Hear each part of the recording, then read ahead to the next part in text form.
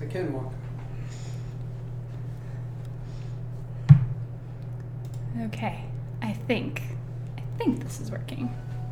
We're gonna say yeah.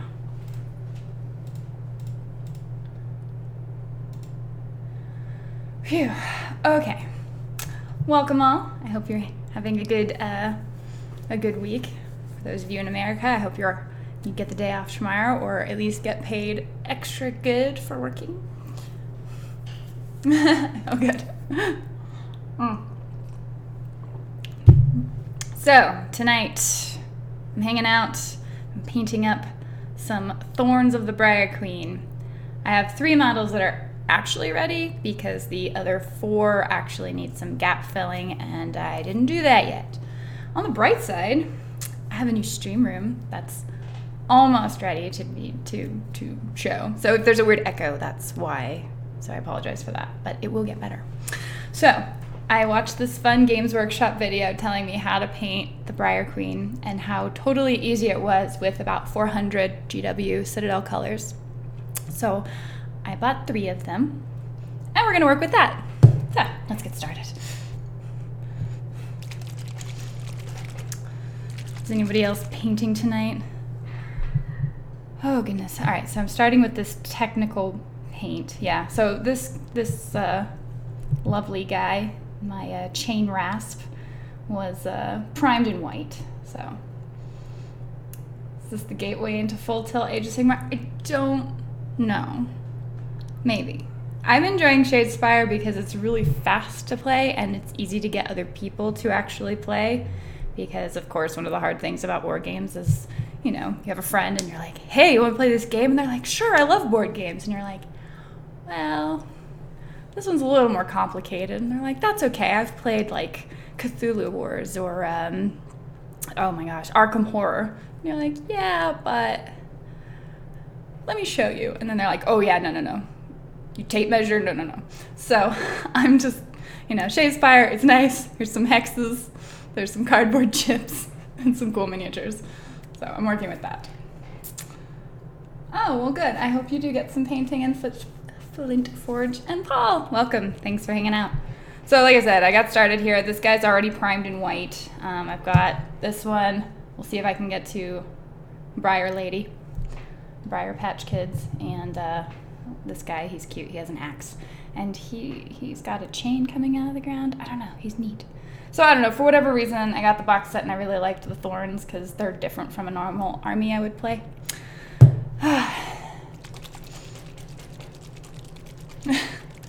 Chief Blue Eyes, oh yeah, I remember you. It's been a while. Or even if you have 2 armies that are like, what, I'd have to buy these and paint them? Oh yeah, no, I have so many conversations with people who are like, oh, so you buy these? And you're like, yeah, but you also have to like assemble them and paint them. And they're like, why would I pay to do that? And you know, that's a fair question. I once asked that myself, but got better. All right, let's see here. Wargamers Consortium, wow, I haven't seen you in a while.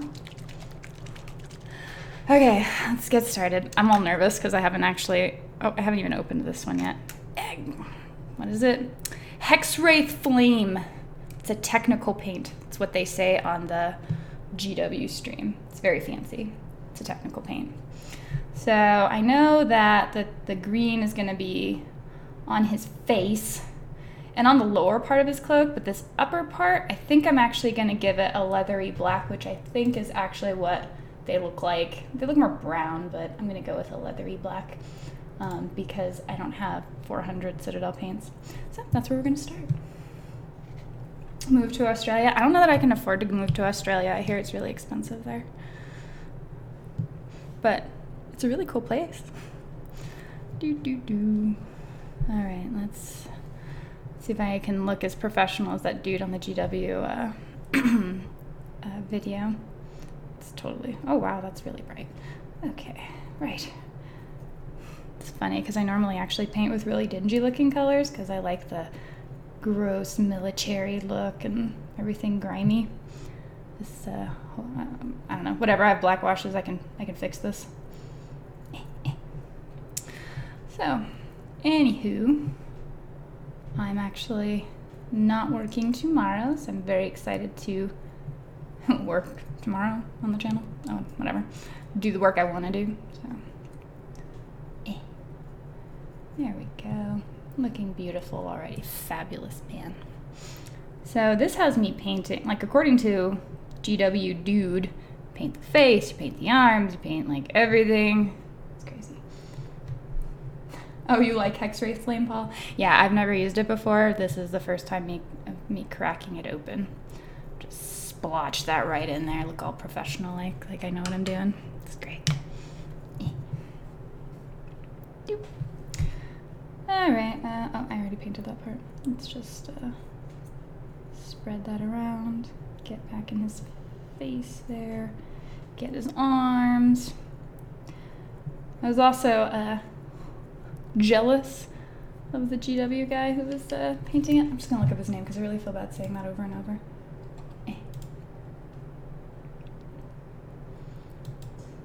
It's from Warhammer TV. Why doesn't it give me his name on the thingy? Alright, sorry guy, I don't have your name.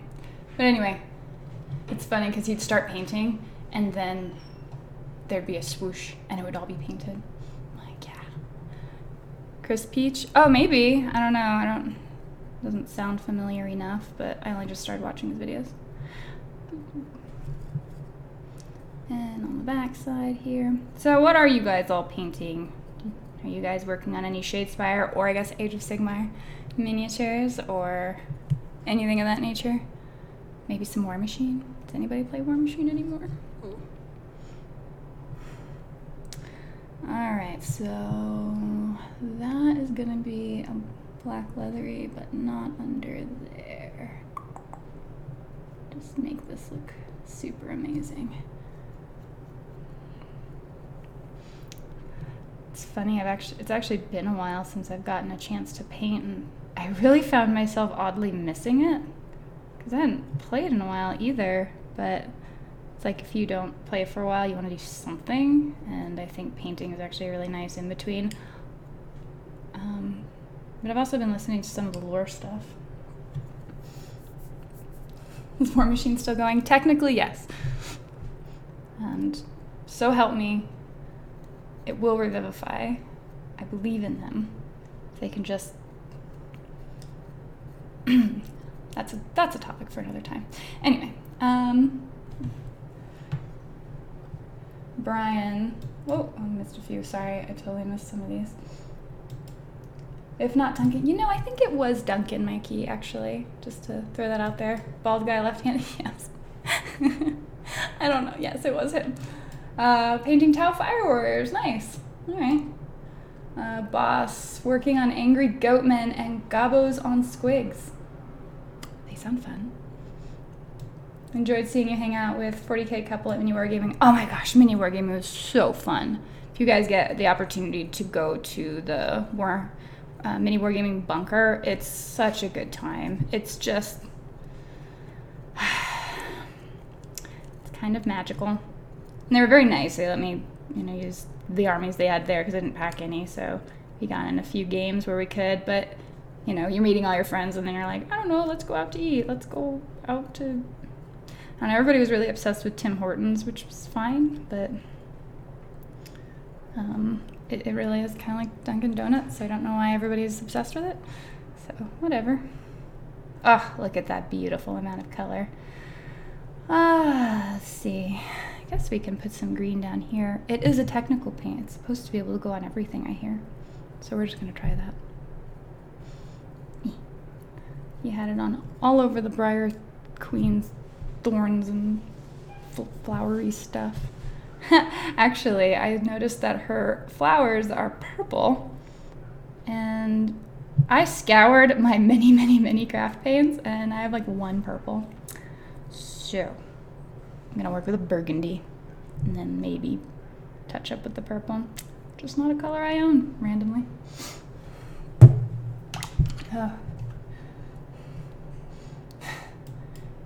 Mikey, I keep tweaking my Ideneth scheme. I can't make up my mind. Well, I can't offer you any advice because my default is literally to go with the box colors. Mandragora. Oh, hey, I haven't seen you in a while either. I'm painting Arena Rex Gladiators at the moment with some Reaper Bones temple terrain. Very cool for funeral game scene. Oh, nice. Did you get in on all the 3D printer stuff? Because there's a lot of like beautiful 3D printed terrain that you can get a hold of now if you have a 3D printer. Painting some Blood Angels for Kill Team. Very nice. I'm painting some Night Haunt models for the fun and pink and purple scheme. Okay, nice. You should be like, no more War Machine, it's all Shadespire. No, I can't. It's a lot of my life that went into War Machine, and I have my Iron Kingdoms campaign that's gonna be coming out soon, and I'm very excited. And I can't not really love that world. I can't. Oh, I know, we kind of half expected you to be there, Alexis. I was surprised that you weren't. I mean, I'm sure you're busy because you have a life too, but it would have been fun. But that's okay, we will have other times to hang out. Just have to make it up. Ugh.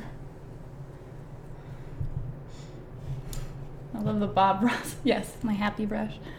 You know, painting, it used to intimidate me so much more, but anymore, I finally figured out that it can be relaxing, you know, because I'm actually typically really overly high-strung. Okay, we did the thing. Now here's the part where we're supposed to put on the blue as like a gradient wash. So, let's see if I can follow instructions. We are using Night Haunt Gloom tonight for this paint. Things are getting spooky, I know.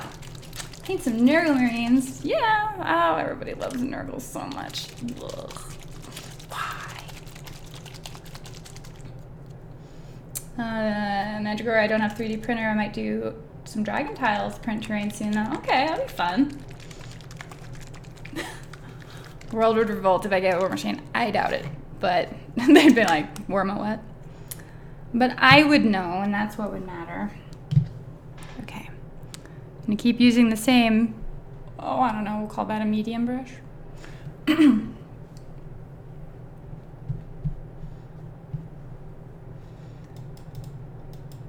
It was legit Victor's fault. Oh no. Oh, that's okay then. I mean, that's a pretty legit excuse, Alexis. It's good to see you though, or sort of see you in chat. I hope you're doing well. I used to like Trollbloods a lot, but I play mostly Age of Sigmar now. Stormcast Eternals. They definitely look cool. You know, here's my issue with the Age of Sigmar models. And I mean, take it for what you will, but those models kind of overwhelm me. Wow, I managed to still have some dog fur in here. They're so ornate. They're so incredibly crazy ornate that they honestly, you know, intimidate me to work with because they are there's a lot of like flimsy little like webbed wing things coming off and these huge extravagant models. And as somebody who has more than once dropped tape measure on models, I just don't know that I can, oh, that's too much. Just don't know that I can quite be on board for it. Ooh, that's actually looking pretty cool. Probably have a little much. Let me knock some of that off. Beep, beep, beep. So this is where you work upwards. This is kind of washy in a way too. And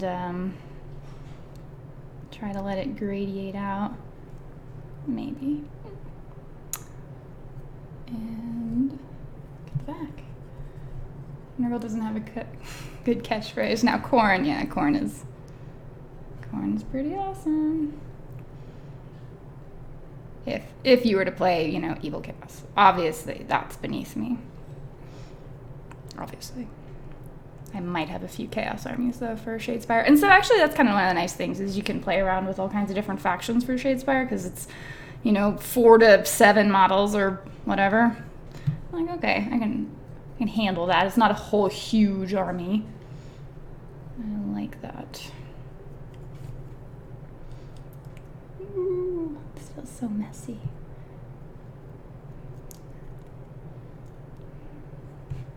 I'm gonna get into some of these recesses. Fur brushes should be a thing. I'm pretty sure like horsehair brushes are a thing, so I don't know. Maybe? Kind of go around there.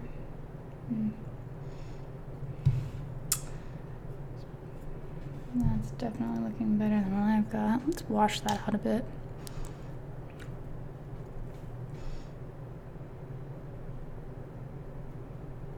If this all goes wrong, I'm blaming Duncan.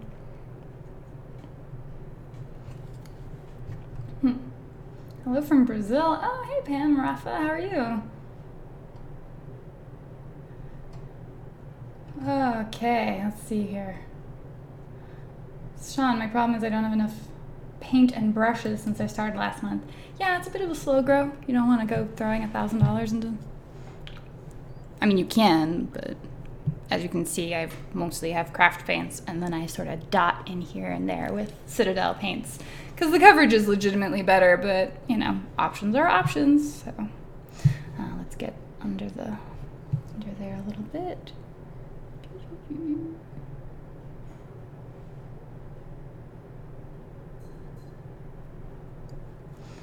It's very spooky looking. Yeah, that's looking correct. All right.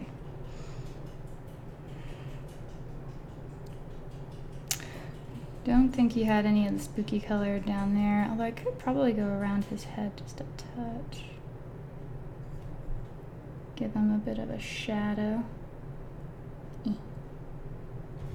Yeah, there we go. Liking that.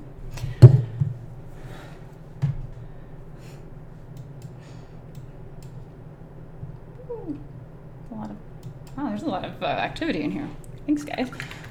AOS figs are ornate, that's for sure. I do the best I can for them myself. Yeah, and so they're beautiful when people paint them up and obviously know what they're doing. So I definitely have huge respect for that. But I don't know that they feel very playable. The figure holder's great. Yeah, I ended up picking this up at the game store. It's a little bit of a pain to get larger models in, but it's really good for the 25 and 30 or 32 mils. And then once you get into like something like a 40 mil, you're kind of really stretching it. It holds it, but it's been fine so far, but it can be a little crazy to get it in there. You have to kind of set the model down and just use both hands to pry it open. But it's been neat. I also enjoy my new Citadel cup because it's a nice A-frame, so I can't, spill water.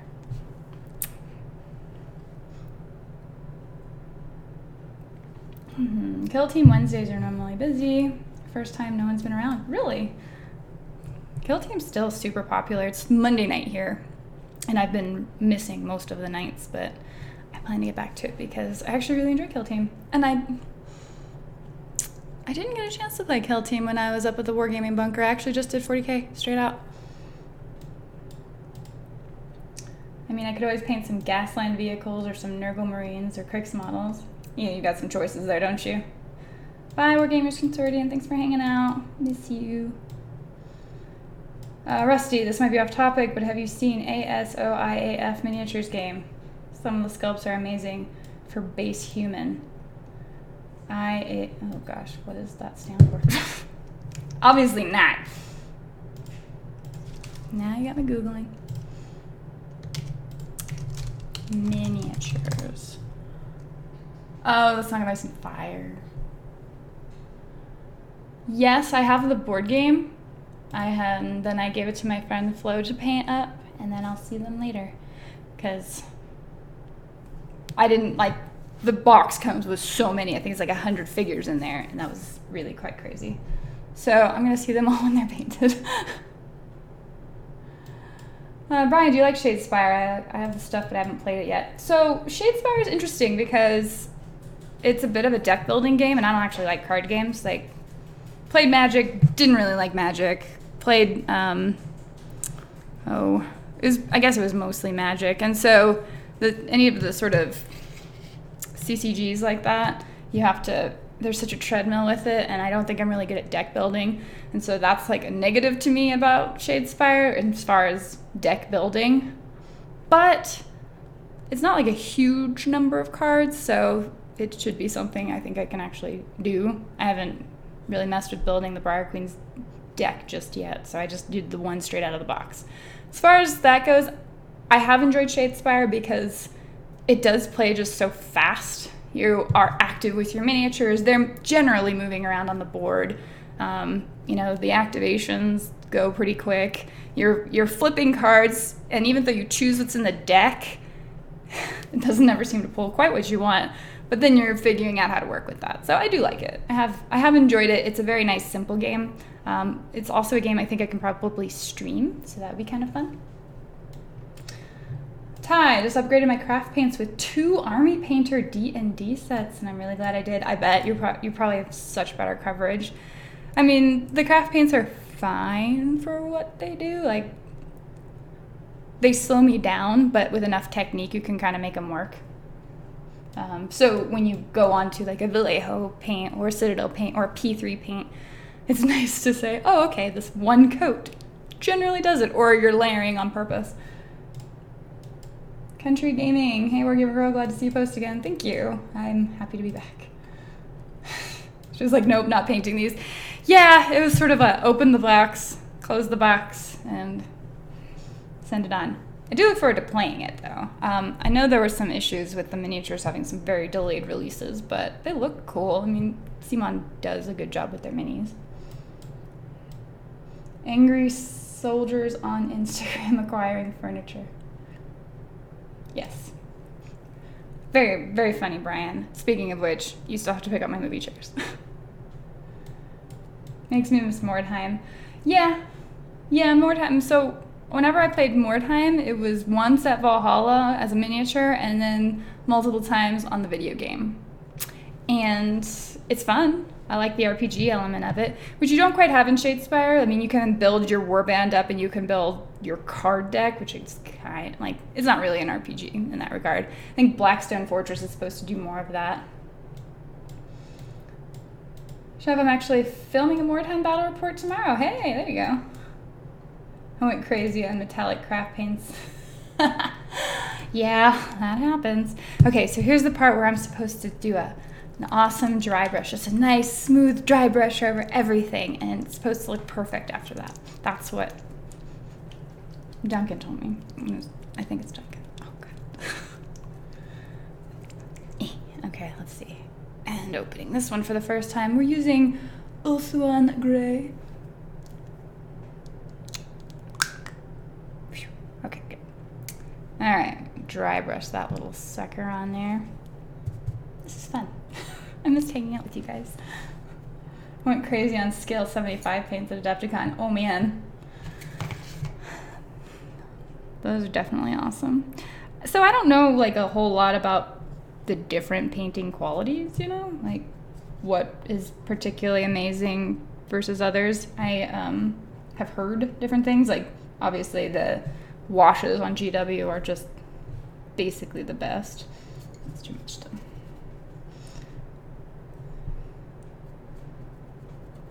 And let's just roughly dry brush that. This is great. Everything is awesome. Okay, I might need a little more.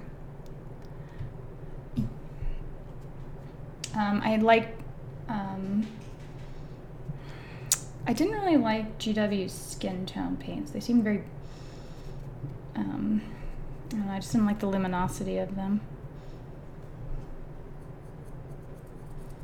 Alright, giving the ghostly appeal, looking great. Yeah, this is totally working. Had so much fun with the contrast paints, and I haven't started with those. About to start Blood Bowl now. Oh yeah! So how many of you guys all play Blood Bowl or have played Blood Bowl? Because there's a group here, and there was a really fun Blood Bowl game at Valhalla that I would love to see rematches of. Okay, this is kind of actually doing what I want it to do. I'm gonna really push that dry brush in there though.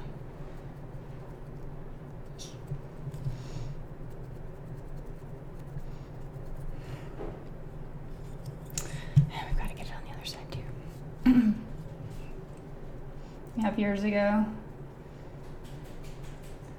Medium scale 75 is a lot thicker, kind of gelatinous. Ew.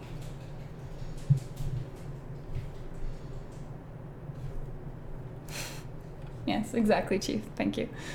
That's usually what I say whenever things are going horribly wrong with my model. I'm like, this is fine. Or like that meme of the dog in a room and the house is on fire. It's like, this is fine.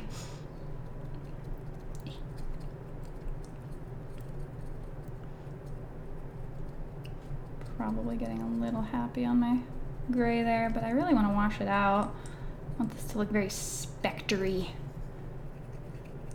It's easy to be too rough with these models, although whenever I was watching this model get painted, or the Briar Queen get painted, I mean, she feels flimsy, but they're apparently more resilient than they look, so that's good. I don't have the swooshy effect that the GW guy had, sorry.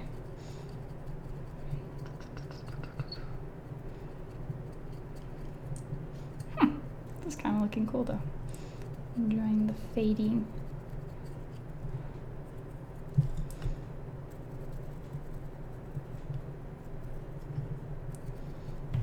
Ooh, I have to catch up a few.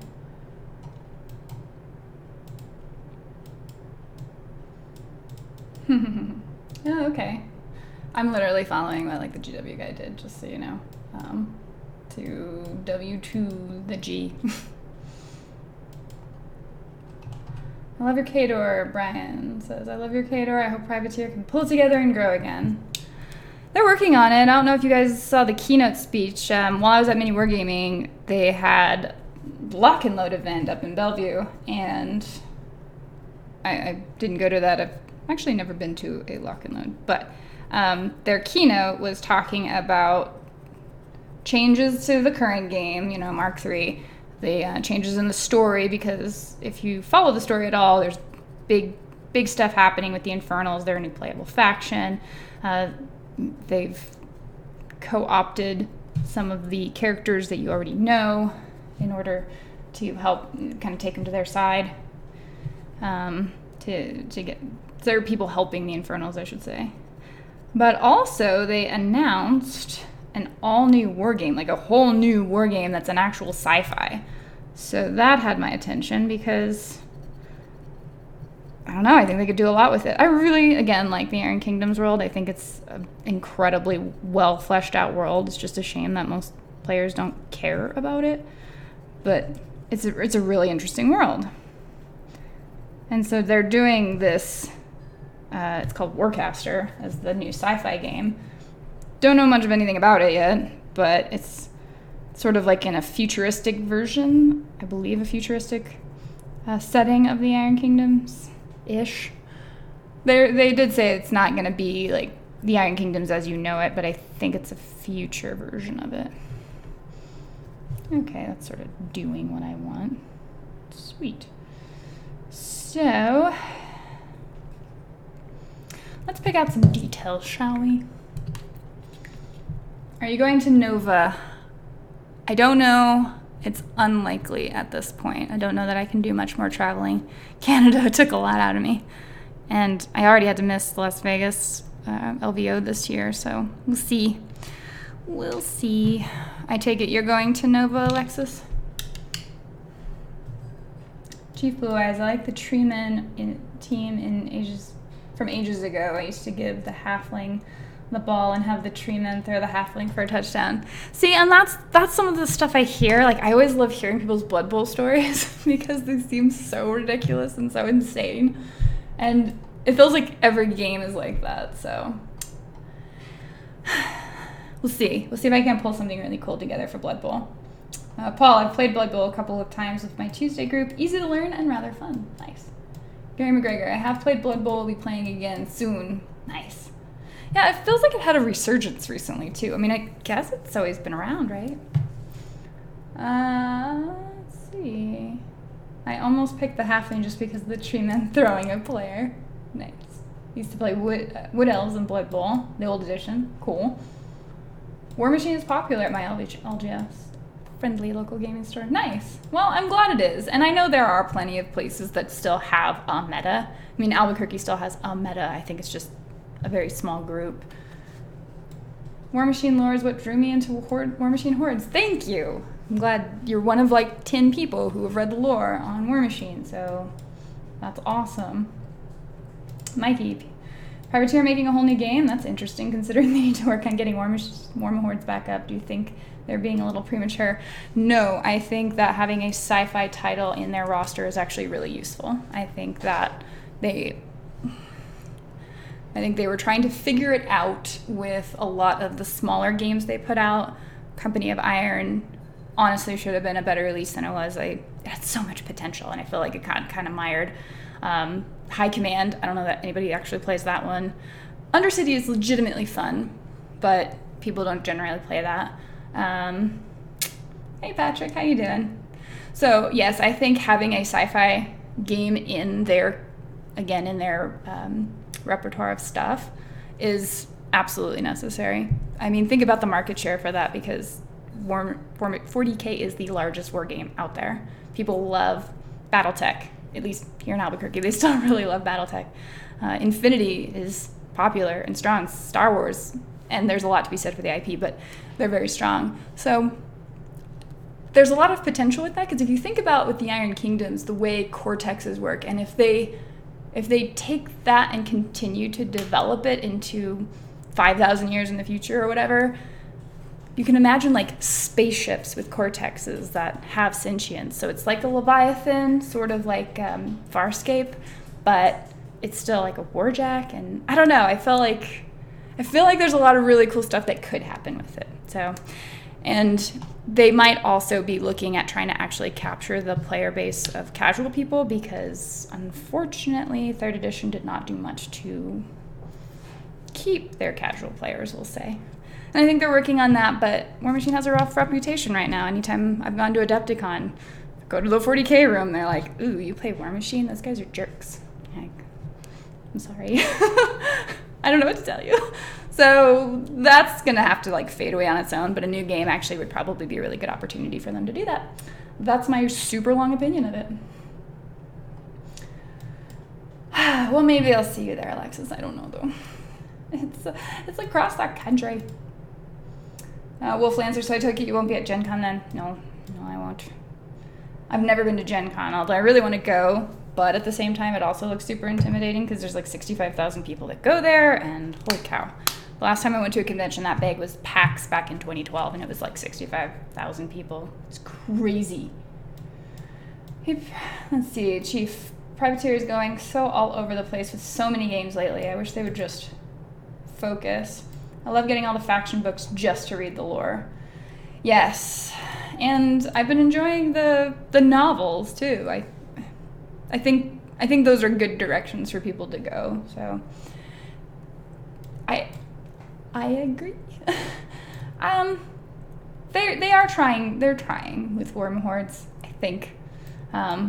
But something to be said about a fresh start, clean the palette with a new, specifically war game. That's not a skirmish game. That's not a board game. An actual full war game could be good for them. It could really turn it around for them potentially. Rothian, hello. Just came into the vid. Don't have any War Machine stuff. Do you have a Gatorman posse from? Oh, do have a Gatorman posse from Hordes minions though. The new models or the old models? Either way, Gatormen are fun and super annoying to fight. Lehman Russ, where have you been? It's been so long. I've been working on a whole lot of stuff. Since last August, I started working on this huge Iron Kingdoms campaign, and I've got a whole bunch of stuff recorded, but now I have to actually lay in illustrations and music and dioramas, and so while everything's recorded, and that completed in May, we're doing a ton of post stuff to get the actual video ready. So I promise you I've been working on stuff. It's just I don't have anything to show you yet, but it'll be really cool when I do, because it's actually like 22 episodes, like hour-long episodes, and it's gonna be so awesome because I think I wrote a pretty decent campaign. Well, don't they have Monster Apocalypse with futuristic things? That's true. That's not really a war game though. That's still more of a board game type of thing. And as far as I can tell, Monster Apocalypse is probably super helping them out. I don't know if it's saving them or any of that, but people legitimately like it. It seems super fun, pretty casual. I think that one's doing really well, but it's not a full war game. It's not the same thing. Plus, it's not quite. They're mechs and like big robots in a very sci-fi way, but they're not like spaceships. They're not what you think of like classic sci-fi. I wouldn't think it's more related to Godzilla type of sci-fi. Battletech, yeah, a lot of Battletech here in Albuquerque. Oh, hey, thanks for the super chat. Zelson, hey there, new to the channel. I'm making my own 40K-ish project and lore. Wow. How would you suggest making it accessible and avoid GW's mistakes? Well, GW isn't really making those mistakes anymore. I mean, if you're talking about old GW where they would shut you down for showing any of their imagery or just being generally difficult to work with, as far as I can tell, they have turned a lot of that around. There's a lot of really good channels you can reference between Winner's SEO for battle reports, Luton09 for lore. As far as I can tell, the player base for 40K just has an endless appetite for battle reports and lore videos. So I would say jump in on something you really like and can really sink your teeth into, because as far as I can tell, you can't go into too much detail. So cool.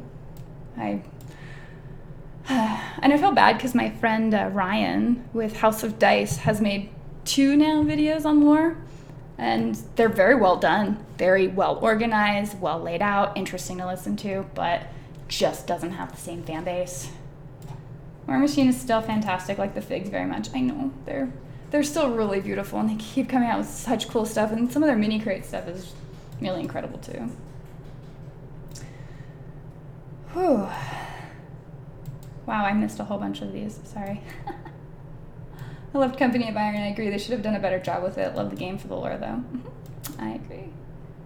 Warjacks are actually precursors to Jaegers. Maybe it'll be like a Pacific Rim thing, although I feel like it'll probably take place in space. And the other thing is your Warcaster, which I assume will be pretty similar to the Warcasters we know today, won't have a specific name. Like, you build your own Warcaster, like a character that you make on your own. You make up the name, you might make up the stats. So I think that's actually going to go a long way for people who did not like playing named characters. Oh my gosh, I missed so many. Sorry. Have you played Dropfeet Commander? No, I haven't. It's too small scale for me. And I've met the guy who made it, and it's a really cool game. I think that has a lot of potential. Just, I don't know, I don't like the scale. Problem with War Machine is that the SKU count is too large for gaming stores to carry, and it makes new players have to memorize too much. Starting with a new game would be good for them. Dan, I am inclined to agree with you. They need to probably consolidate a lot of things. Like if they had Warcaster boxes that were themed, so you had multiple casters in a box, for example, just something to make it easier. Because you're right, game store probably isn't going to be able to carry what you want. Phew, okay, I think mostly caught up, maybe? No, I don't know. Woods lore, the idea of a living ship makes me think of Crix in space. That is a disturbing thought. Well, that sounds... Yeah, Crix in space. So is that like Event Horizon? Do you still have like just crazy things happening, or is the ship actually acting like that? Because something like Deathjack in space as a spaceship would be crazy, because it would be this predatory ship that preyed on other ships and is sort of a demon. Oh man, that would be really neat. Oh gosh. See, that they could do a lot with this. I was really excited. They saved it for the very last moment of the keynote, and I was like, what? Let's see. Just sold my Trollbloods at my local store because I've only played 2 games of Hordes, and well, let's just say it wasn't very fun for me. I kept them on the shelf for 2 years though, but alas, I gave up. I'm sorry, David. Funny enough, whenever I was in Canada, I bought an army of Trollbloods that somebody had just wanted to make go away. And it's unfortunate because dang it all, that game should be doing better than it is. War Machine is still fantastic. Yes, I agree. Let's catch up now. See you painting an AOS mini with contrast paints. Are these official contrast paints? These are technical paints, which are like, they don't say contrast paints, even though they might act a lot like them. Nice to see you. Rusty, what did Privateer do to mess up War Machine so bad? I know my FLGS stopped carrying it because there was a lot of stuff I just couldn't get. Was that it? Unfortunately, no. I think Privateer was probably listening to the entirely wrong group of player base, and they did a lot to drive away casual players. And that's sort of a side effect of it, and it was compounded by having too many models, and game stores not being able to store them, and then having... I used to really defend the caster kill mechanic, which is where if you kill the leader of the other army, that you win the game no matter what happened to get you there, no matter how exposed your own army is, regardless of anything going on in the scenario. It was the idea of turning it around. So if you were doing poorly, but you could kind of get that guy's caster, then you could win and you turn the game around. But it created such an, to use the term, negative play experience for people that it just turned people off right away. They were like, oh, so I think strategically, but because telekinesis exists and because ghostly happens and there's all these mechanics that operate in a way that I can only defend against if I know everything about my opponent's models, yeah, that's not going to happen. So people bailed. And then with third edition, and I don't know if that ticks people off, but like the CID stuff I think was a weird compromise. Like they knew they couldn't necessarily do all the playtesting that was needed, and I understand that, but CID is literally a monthly chore to keep up with what is going on in the current rule set.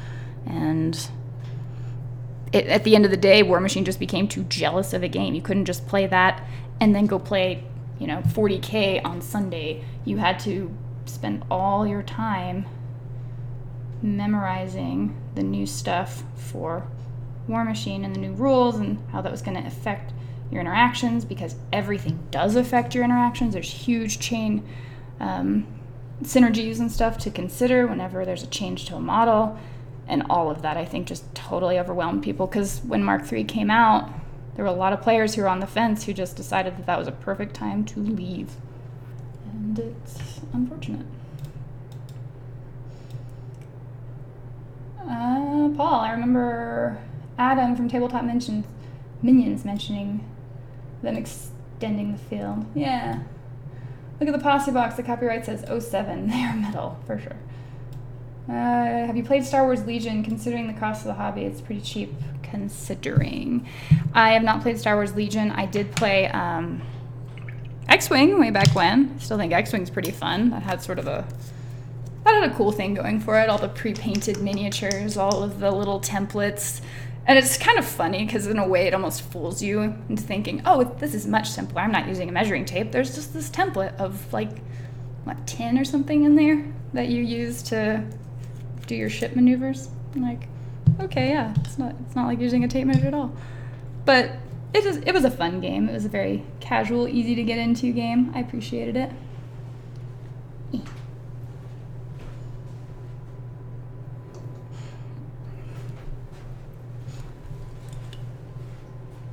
And Super Sentai. There you go. I haven't actually played Monster Apocalypse yet, although right there I do have some miniatures that I kind of need to put together. But I don't have the game yet, so I need to get that first and then see. But I bet Monster Apocalypse is probably pretty fun to play on stream as well. I've got the old version of Monster Apocalypse. Some of the miniatures are quite collectible. Nice. Needs more DACA. These guys have no DACA. They have spells. Ugh, that's looking really messy. It's okay, I can clean this up.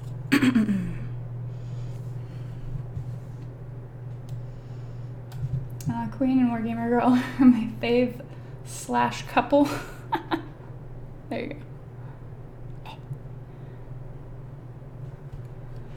Did I miss discussion on your visit to the mini wargaming bunker? I mean, not a lot. I guess I was kind of singing its praises. It was super, super fun to be there. And I guess they've already been talking about it, but Mini Wargaming's doing a Kill Team campaign in the theme of Resident Evil, which is kind of a really cool idea because people who just play 40k or Kill Team already know the rules for it, and so they can just enjoy the different aesthetic. It's like a mashup, so that's fun. And then I got to play the part of Jill Valentine, made my own costume, felt pretty proud of how I did that, so I got to take that up to Canada. The only thing I didn't like about Canada was the border guard. He was such a jerk. Like, to Canada. When going back home was fine, but going into Canada, they're like, where are you going? Who are you meeting? How do you know these people? How long have you met them? Where did you meet them? So, you know, you don't want to say at a tabletop wargaming retreat. You just want to say, at a retreat, it's fine. Yeah, we just brought some... Well, actually, I didn't have any figures with me, so I guess they didn't check that, but... Yeah, it was a good time. The bunker is super cool, super comfortable, and they have all these suits of armor just sort of dotted throughout the building, so you can, you know, just sort of wander around and look at them. And then they've got a ton of armies to choose from for playing. Also super fun. Oof, that white.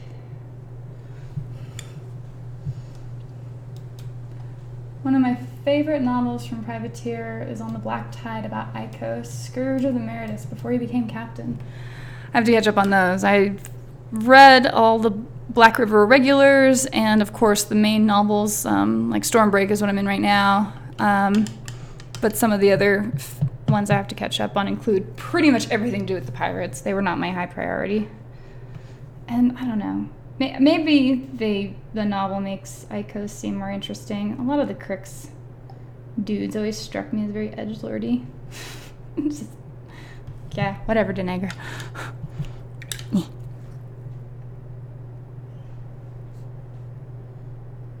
get that out of there. Okay.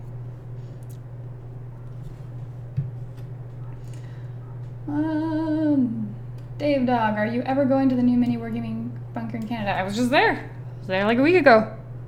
Was it a week ago? Yeah. Went on June 22nd. So, I have been.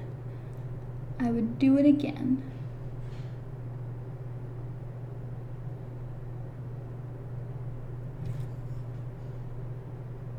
And yes, it was super awesome. Patrick. I'm very much looking forward to building my own character in Warcaster. I'm curious to see what that will be because, you know, if you've gone to Adepticon or played much of the General War Machine game, they have, you know, spell drafts and things where you pick a caster and you sort of build them up. And so I almost wonder if that was a bit of a testing ground just to get the reaction on it. And I know people have enjoyed it because... I mean, a lot of them just enjoy it because they think it's funny that the butcher can, you know, suddenly be incorporeal or something, but I think it's a good direction to go because people like to have their own character, especially if they build it up from a, like an RPG kind of standpoint where you can develop your character from, like campaign to campaign, build them up, but they could do a lot with that. That's looking better. Spooky. He's spooky, right? Like you wouldn't want to see him around the corner in your house. Sorry, Chief.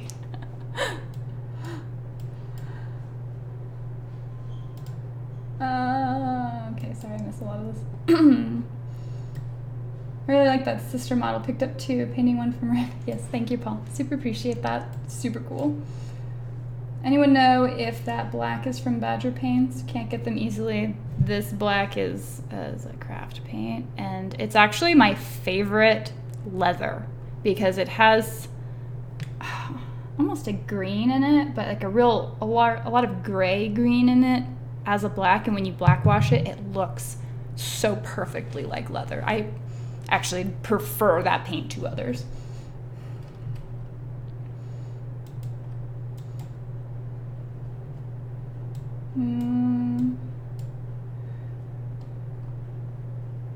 Crick zombie space pirates raid planets to harvest fresh souls all while they travel among The void of stars, their ships, a haunted hull of twisted souls forever trapped inside.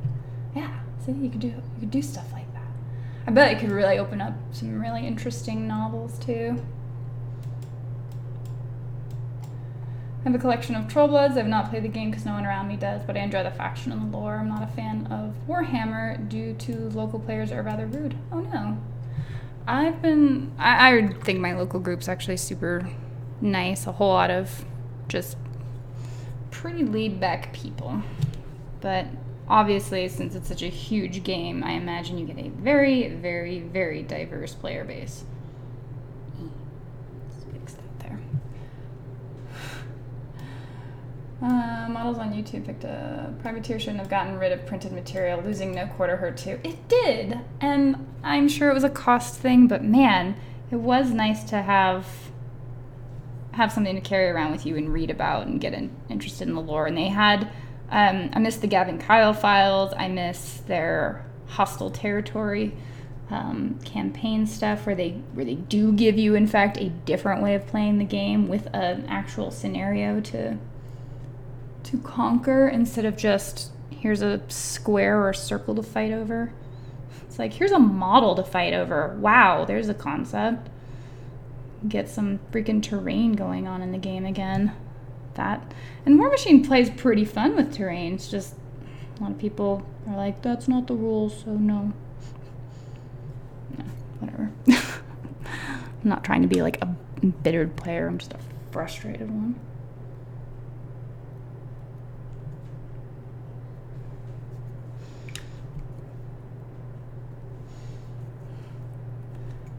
His character, Jack Carbides, is pretty cool. He's so ancient, no one knows who built him. What? Alright, you guys are talking about story stuff. What do you mean he isn't spooky? He's got a club. Alright. Let me make sure you can see this club so you know exactly how spooky he is. Let's fix this right now. Get me some nutmeg brown in here. Oh, God. Ta-da! Alright, let's get this club painted up. You need to know he's got a spooky club made of wood.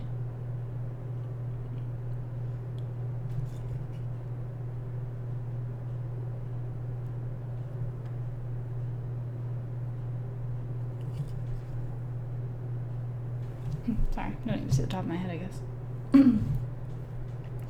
What is that paint called?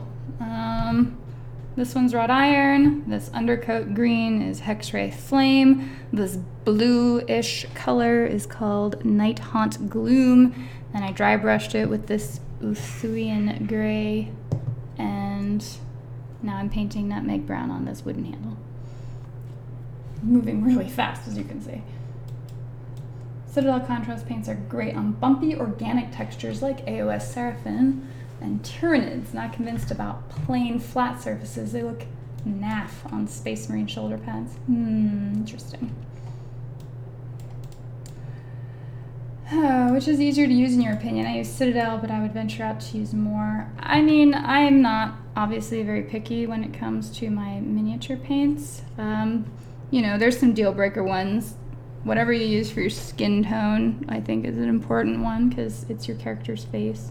And so, you know, you have some options for it, but that one I think I've done better with, I think it was model paint?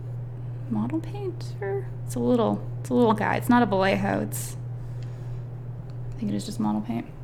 All right, let's get some metal on here so that you can see it's scary. Dawn Forgecast. Oh, hey, Andrew. Oh, gosh, I need to reach out to you. I hope you're doing well. It's good to see you.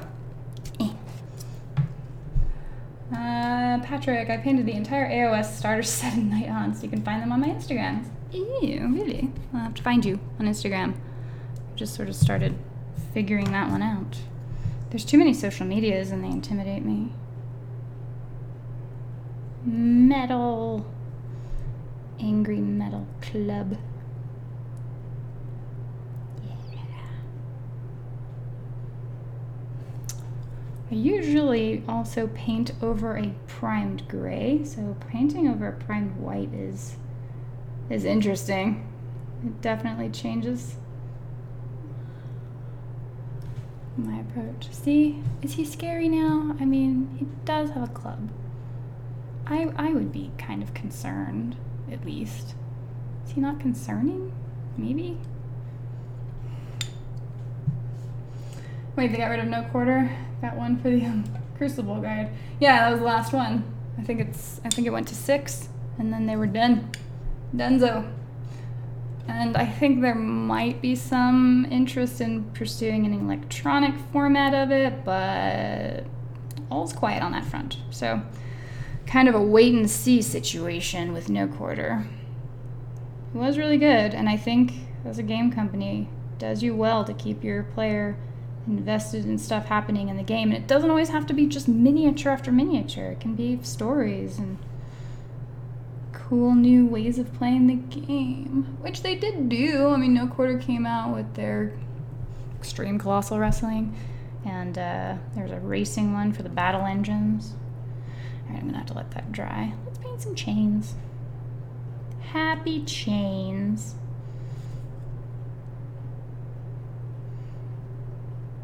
That works, right?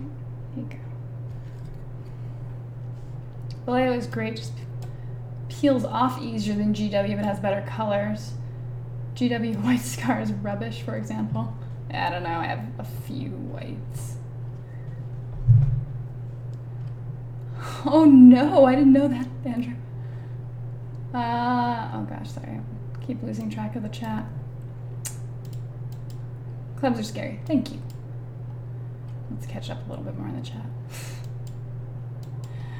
Ready to see you wreck face with Manowar theme for us. Yeah, that should be the case. With Sorsha being where she is, honestly, it should be a fun way of playing. It's just they always have such hard counters, so we'll see. I don't think so. I'm on the Warma Hordes page, my Insta. Oh, okay. I'll find you there, Patrick. Spiked club, simple and effective. Member of the club and president likes to dress. Oh dear, really?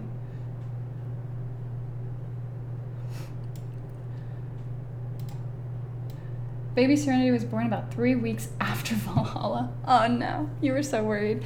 But, you know, it's good. It's fine. I mean, it's good that you were there. I hope all's well with the family. It's awesome. And congratulations. Absolutely loved your Space Hulk coverage. Thank you. I actually, well, okay, so one of the ideas of working on this stream room was my house was too cluttered and I didn't have much in the way of dedicated space for gaming stuff. But now I do. I have a room that is dedicated solely to having a table available, which means that, oh, thank goodness, Space Hulk can resume, because I missed playing that game. It is so pretty to record, and those models.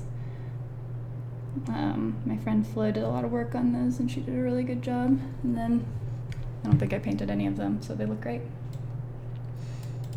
Do you have a date for the debut episode of your IKRPG show? Not yet. But everybody in the world will know somehow once I do. It's just tied up in a lot of, what did I say, post-production. So again, I'm just having to order everything myself. And it's just not super fast because it's a 1-2-man production, basically. Close the door, get the bat. Oh dear. Gotta hit the rack. Good night, Gary. Dave, I was playing Space Hulk the other day, first stage board game, reached the final room and didn't know what I meant to do. Was meant to do, yeah. Unfortunately, Privateer near died multiple times. So they're dead. I don't know how close they've ever gotten. I mean, I know there's been things that happened, but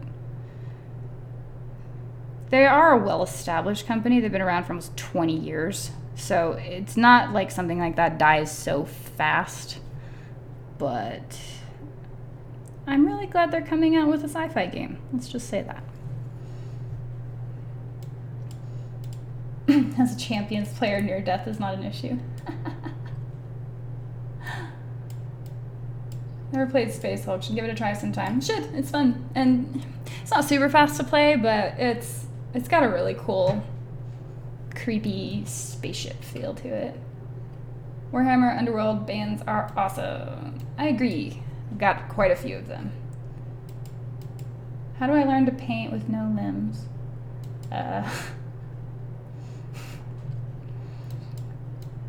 Get creative, I guess. I don't know.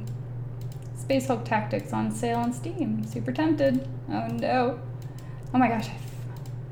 I filed for bankruptcy 3 times so far. That's what I was talking about. I didn't know that.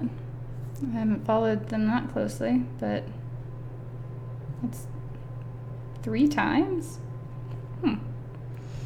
Which means they were able to restructure each of those times. Otherwise, they'd have been liquidated out. So something's working.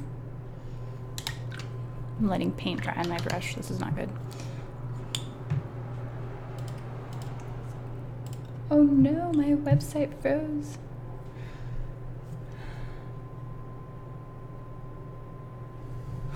Freaking chat died on me. That's frustrating. Sorry guys. We'll catch up.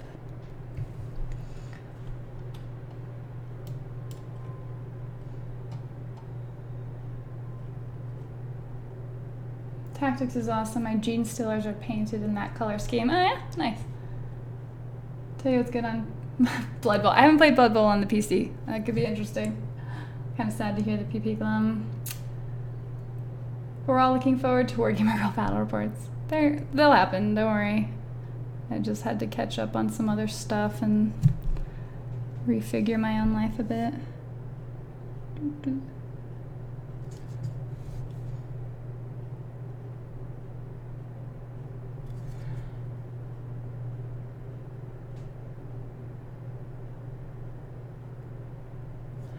Alright, so he's got a big clamp over his head, because that's how this fella likes to roll. So we're just gonna add some lovely gunmetal over that. Give it a nice shine. Apparently I'm just using one brush for everything. Whatever. There we go.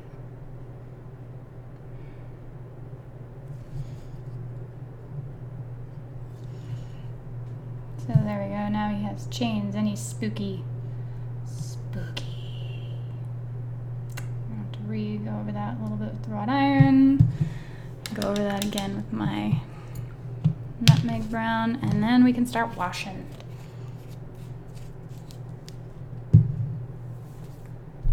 If chat dies, does that make us all zombies now? Sure. Sounds good. What brush are you using? It has no marking on it. I don't know. What is the best way to keep paint watered down and not dry so fast on the brush? Well, I imagine living in the desert like I do doesn't super help. So if you probably live in a humid environment, I imagine that's probably a little easier, but otherwise I guess using a wet palette probably makes sense, because then you can sort of keep the brush close to it and it won't evaporate so fast. Oh my gosh. Spoopy, yes.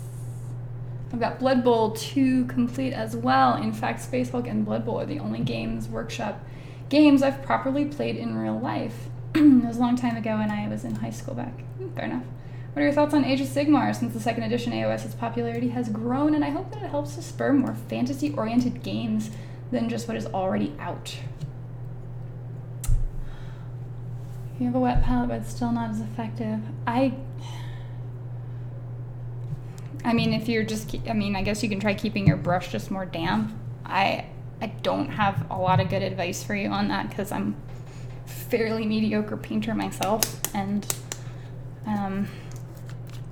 if your brush strokes are really, really slow, then you're probably you probably can get away with just watering it down a little bit more and just layering up from there.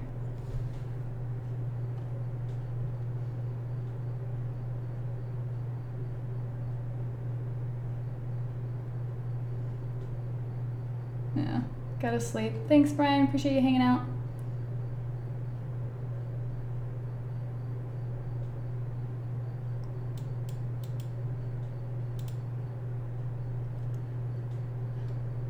going to bed. Nice talking. Thanks for hanging out, Cass. Appreciate it. Lick your brush. No, that's a terrible plan. Why do people do that? I don't. I do not condone brush licking.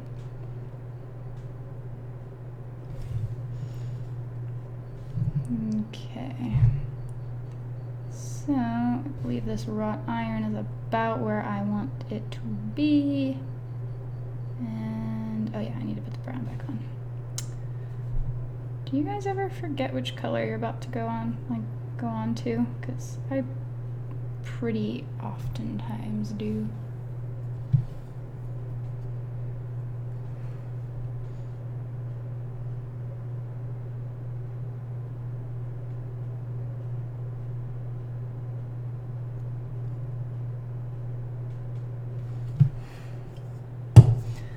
I'm painting an orc death dread. Ooh, that sounds fun.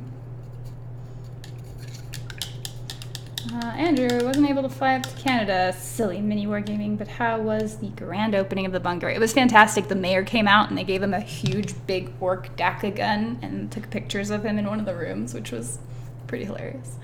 And generally the turnout was really good. It's kind of funny because so much of the community there has seen the restoration of that building, because I guess it was in fairly bad shape when they acquired it, and so they've done a lot to improve the neighborhood with it. And so the people who were watching all this time are like, they came over because, you know, it's the grand opening, everybody's invited, there's cupcakes, but they still had no idea what they did. They were like, oh wow, this is really cool, what is it you guys do? I'm like, well, it's an internet media company. I'm like, oh, okay, that's nice.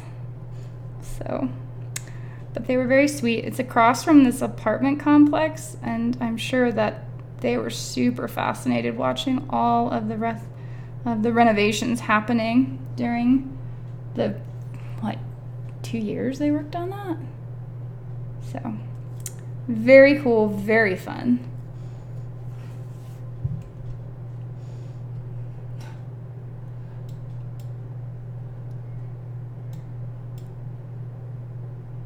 Lore binder, I can confirm contrast paints taste awful. Yes, they probably do. Like all paint. Keep on clearing your brush and grabbing more paint. Yeah, we're talking about the wet palette thing. Your video with crew was hilarious. Oh, the Tale of Two Arms, the Life of a Wargamer. Oh, it was so much fun. We literally shot that in about an hour and then edited it in like another hour. It was crazy. I used illustrations or official pictures as a guide for not forgetting the color scheme. There was cupcakes? There were cupcakes. Many cupcakes. So many treats. I kind of had to go on a diet when I got back. Patrick, I finally finished my second Company of Iron team, the Daughters of the Flame, Protectorate of Menoth. Don't know if you remember, but I had converted the leader of the group to be a reclaimer. I don't know if I necessarily remember that, Patrick, but that is really cool.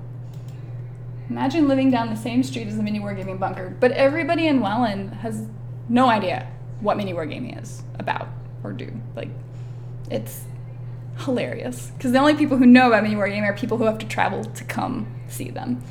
So, is it true that under the Goblin faction AOS you can make a full or almost full Troggoth army? Is it? I'm sure they were interested in the rock band showing up. Those guys were fun. We got to hang out with them a little bit. Indeed. Oh, hey Kitty, I hope you're doing all right. Hanging out in the cold north, although it's probably pretty pleasant right now. You don't miss El Paso? It was cool seeing Uncle Adam there too. Yeah, it was fun. Thanks for the live video. Nice background noises I paint. Glad you enjoyed it. Well, I know where I'm moving to if I ever go to Canada. It's funny. So I like Zillow because, I don't know, I'm one of those people who likes to know the property value around and near you and obsessively look at it. And so I'm all, what do prices? What's the price of housing in Welland? And holy cow, it is insane. Like, no property is cheap over there. I think there were a couple of reasonably inexpensive ones at about $300,000 for a 1-bedroom house, but yeah, that I was surprised. It's like, yeah, never mind, it's cool. So Age of Sigmar is becoming better and better. It seems that, I know Age of Sigmar had a really, really rough launch, and I wasn't part of that at all. I didn't jump in with Age of Sigmar initially, and I didn't really play fantasy either, so it didn't mean as much to me, but I know a lot of people were quite upset at the handling of the initial release because the rules were very short. There were a lot of supposedly gaps in the rules, so it got addressed and fixed, and I think there was a new rule book that came out and that improved things, and as far as I can tell, people are pretty happy with it. I mean, Adam likes it a lot.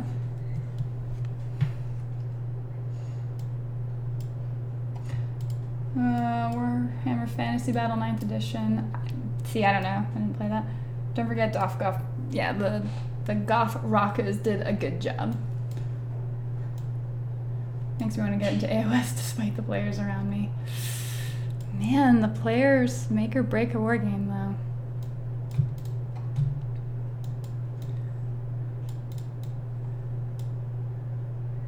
Well, you did say there's an apartment across. That's true. There's an apartment across the way. Who needs points for armies? Just play what you want. Yeah, and that's what I remember when AOS initially came out. Kenny and I are moving to Coeur d'Alene? Oh, Idaho.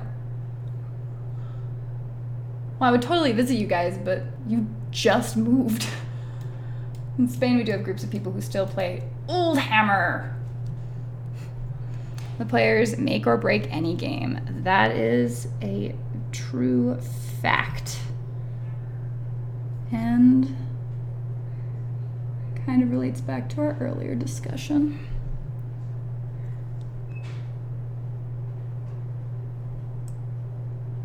Kind of thought I'd be faster, but that's okay.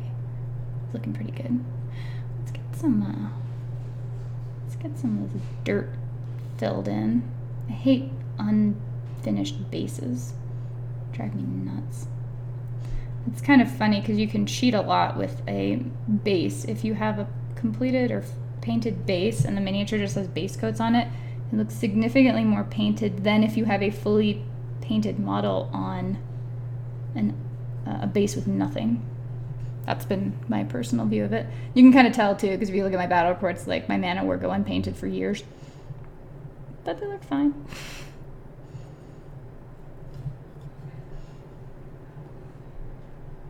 You ever try Anima Tactics? It's a great skirmish, all anime style. Yeah, I'm not like a huge fan of anime. So it's one of the things that I struggle with for Infinity, for example, because I'm like, ah, man, Infinity, Corvus Belli, they're so cool. I like these guys. It's like these models just all look like anime figures. Like, yeah, Aristea is super fun. And it is. I enjoy Aristea. That's my compromise. I just, God.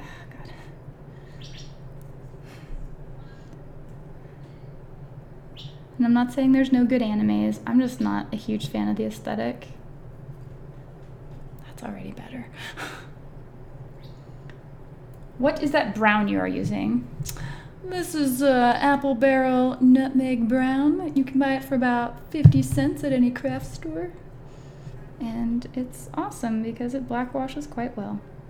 It's usually what I use for any of my leathers, and it's also my undercoat for any sort of gold because, especially if I want a brassy gold, I do this color first and then I dry brush a gold over it, and it ends up being a good muted tone, or having a good muted tone and not being too crazy with the, because you know how gold can get crazy really fast. So it keeps it nice and toned down. Then I black wash it and then I highlight a little bit with the gold again, and it tends to look quite nice. Alright, well, I've got this gray here. Chile, where I live, is a gaming community, but it's mostly in Santiago, the capital, or there's a Magic the Gathering community in my town, though. That's fair. Magic the Gathering is very universal. They've gone, but you can use old miniatures. Get Uncle Adam's works. Yeah, the app Game 4. I did use that. More game stores have to be on board with it. More players have to be on board with it for it to really make a difference. But it has potential to be a good app, and I think they're still improving it, and they're still working on ways of making it more accessible for players. Whoa, that was way too much. I'm just gonna take that off right there. Yeah, that's good.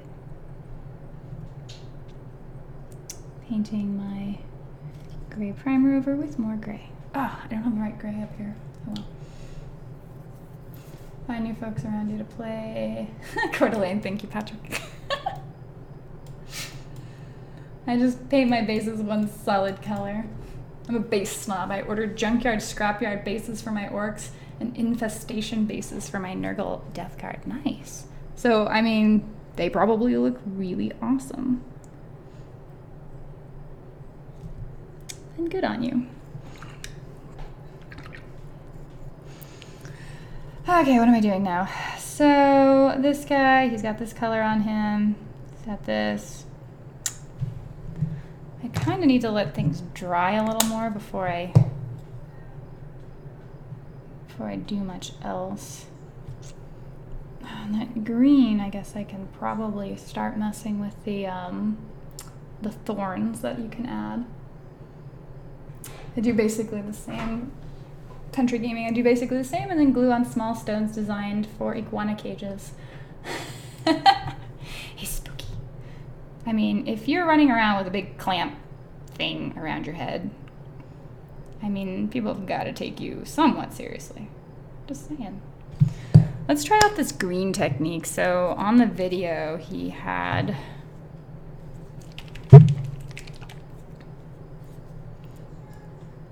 he was painting the vine work of the thorns. So we're going to try a light avocado. No idea if this is going to work out well or not. So, yeah, this is probably fine. Actually, I think I'm going to... These are actually fun little guys. I think I got them from the dollar store. And they are just little pallets, you know, throw some paint in there. Be happy. I quite liked it. So there you go. You can dilute, you can thin out your paints the way painter people are supposed to thin out their paints, I guess. You're welcome.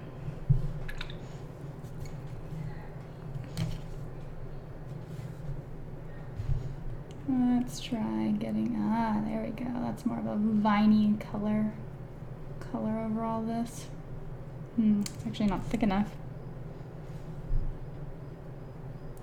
So we need to bring that vibrant green down. Just sort of needs to look like there's an eerie glow within the vines because they're spectral, but they still kind of have to look like vines. So is the goal. We're kind of getting there. This is working. Cork bases with static moss. Oh my goodness.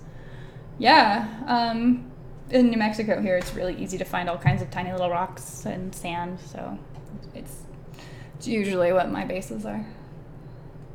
Whatever you say about GW products, their painting handles are top-notch. Nice.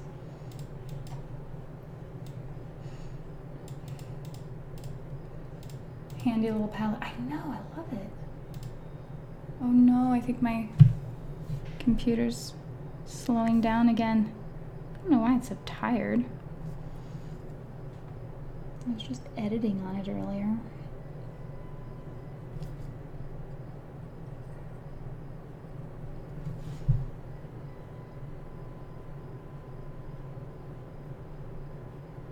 I'm gonna have to pull out some purple flowers. So this model's really gonna be kind of what I'm testing on because I want my Briar Queen to look super cool. And, you know, like I knew what I was doing. Okay, that avocado is actually working really nicely. I bet an Agrax Earthshade will work beautifully on it. The thinner the better, no. AOS Death Faction's a funny bunch. You have your Ghoul Faction, Flesh Eater, your Skellies, and your Vampire bunch. Oh, Skellies. I have the Sepulchre Guard. I think is that how you say it? For Night Vault. So I look forward to painting some skeletons because they make me happy. They are so tiny. Well, this is getting late here in North Dakota, so Country Gamer must retire for the night. I wish you all a good eve. Stay safe. Don't drink and drive. Good night, all. Good night. I won't be doing much for the old 4th. I'm just hanging out and catching up on other stuff, so... which is good, because New Mexico has a pretty bad drunk driving record. So, just stay in. That's cool. Yay, I like the way that turned out. Okay, good. Let's try doing some washing. Are we ready for washing? No. Are we? Yay.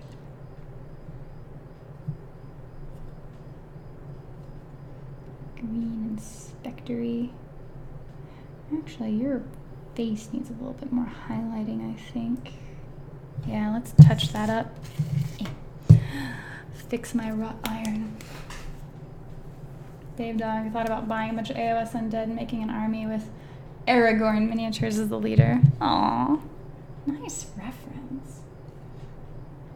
Alright, let's take a tinier brush. Get in my tiny detail here. Just to fix that little guy right there up.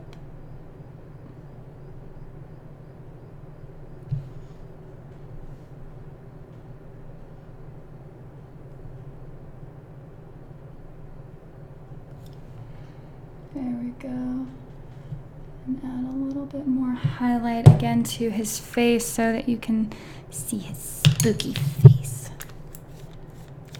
Kitty, hey, good to see you, girl.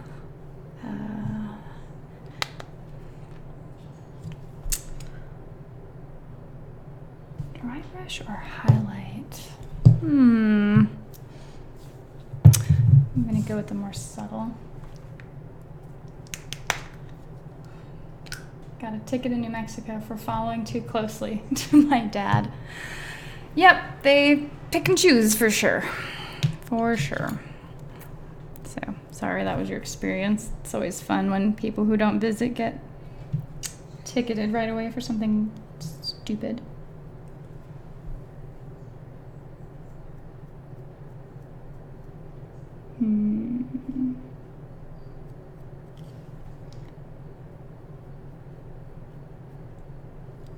That's not too bad. I'm gonna try what GW Man said and go with an even brighter white for the tiny highlights and see if I don't totally mess this model up.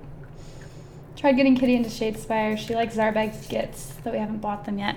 I got them as a gift for going to Adepticon. It was in the swag bag. And that's sort of what opened up going into all of the Age of Sigmar stuff the Age of Sigmar, the Shadespire stuff anyway. So let's try this out. Oh, actually, if you want to see a really cool thing in relation to my earlier talk about gold, this was not me, but this is sort of the other guy, is he Stormcast Eternal, I believe? Yeah, from the box set. So I like the way the white's done because you can see, well, it's hard to tell, but there's actually different shades of white in there. And then that is the nutmeg brown with a solid dry brush of the antique gold, which is a metallic craft paint. And so if you look really closely, you can kind of see some grain on it, but it kind of works just fine. And then he just looks really cool anyway. He kind of looks Signarin to me because, you know, same colors. Yes, you're Sigmarite, so there you go. Back to Undead. My tiny little mini guy. I don't think he even does all that much damage. But my goodness, he's gonna look amazing. Let's get his teeth right. Oh yeah.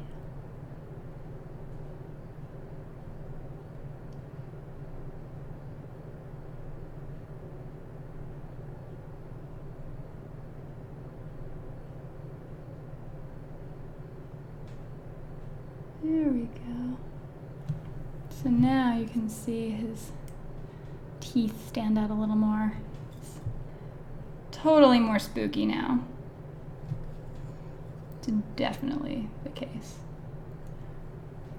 And this, since there's so little paint on the brush, it dries pretty quick on me too, so.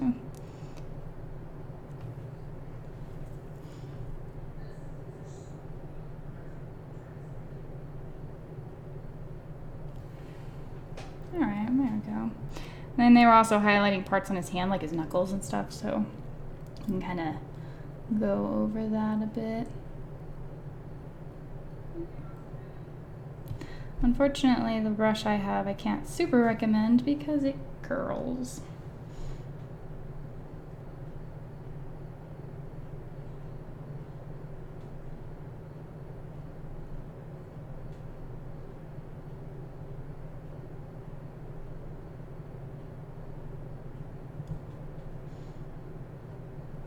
There we go. A little more spooky. Clothes are so hard to paint. I understand. Oh, too much.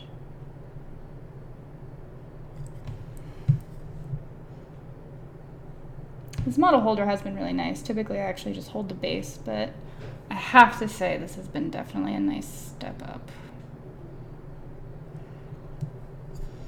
Get his knuckles there.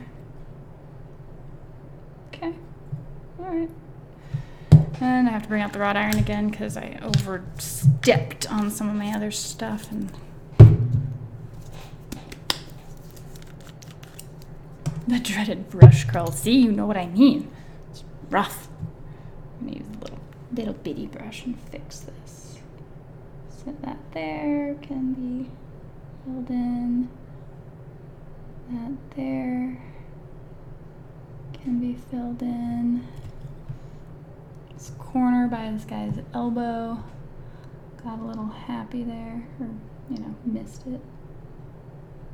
Fill that in. Admittedly, I kind of thought I'd be faster at this, but oh well.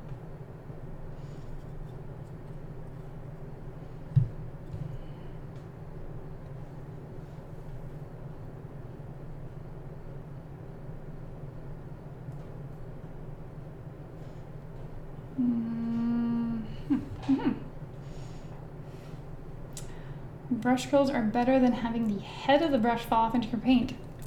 I've never had that happen. That's interesting. Is it just a super old brush or just that bad a quality?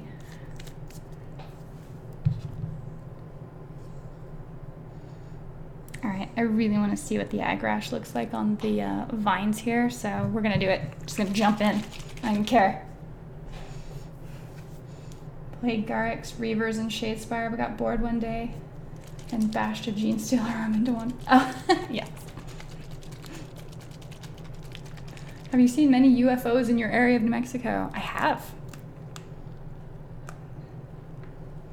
In fact, way back when, I think they're the new blackbirds now, but whenever I was first driving as a teenager back in the early aughts-ish, and probably even earlier than that, they were flight testing a lot of the experimental military equipment out here because New Mexico's a really good place to, test military equipment. It's a huge desert, very few people in it. We are home to the Manhattan Project. That's about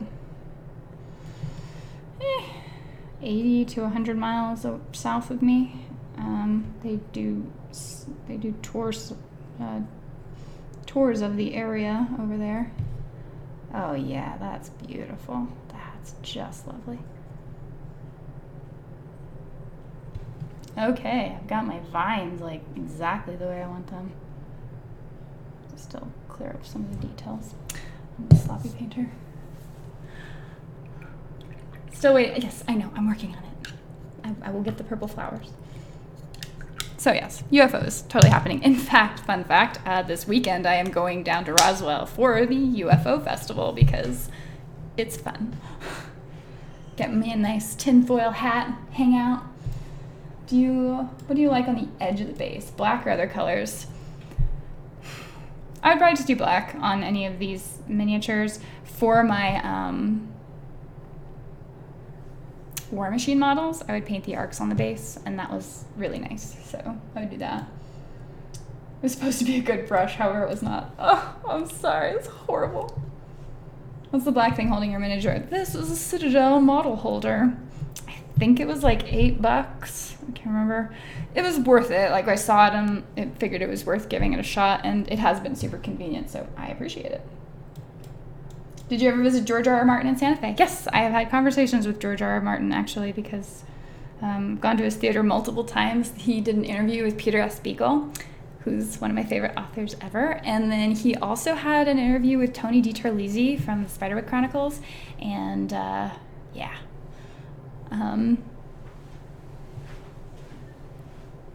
So, yeah, hung out, talked to him about miniatures. He's a fan of historical miniatures and not a fan of magic very much, which makes sense, I guess. Although, to be fair, I actually haven't read his Game of Thrones series or really seen the show. So, anyway. Peter S. Beagle, Last Unicorn author. He is. He's so nice. And I love that series I love that book so much. Is this for Underworld, or are you planning to use them in AOS? I am using them for Underworlds. All right, we are going to try painting some flowers. We're going to start in with a nice deep burgundy craft paint, and then I'm going to try and maybe wash it with this purple. I don't know. I think that's the way I'm going to do it, though. You should have convinced George to try Warhammer. He knows what Warhammer is. I mean, that dude does not do anything he does not want to do, and I don't blame him. So he worked hard to get where he is, and he's fine to do whatever he wants. He did facilitate an entire art exhibit out here in Santa Fe called Meow Wolf. So that was a really cool exhibit. You can go visit too if you ever are out and visiting. Check out Meow Wolf. It is quite surreal. I'd say check out Roswell too, but you have to drive 4 hours south for that, so you have to sort of pick and choose. There we go. Burgundy flower 1. Ta-da! Looks really dark on camera. And burgundy flower number 2.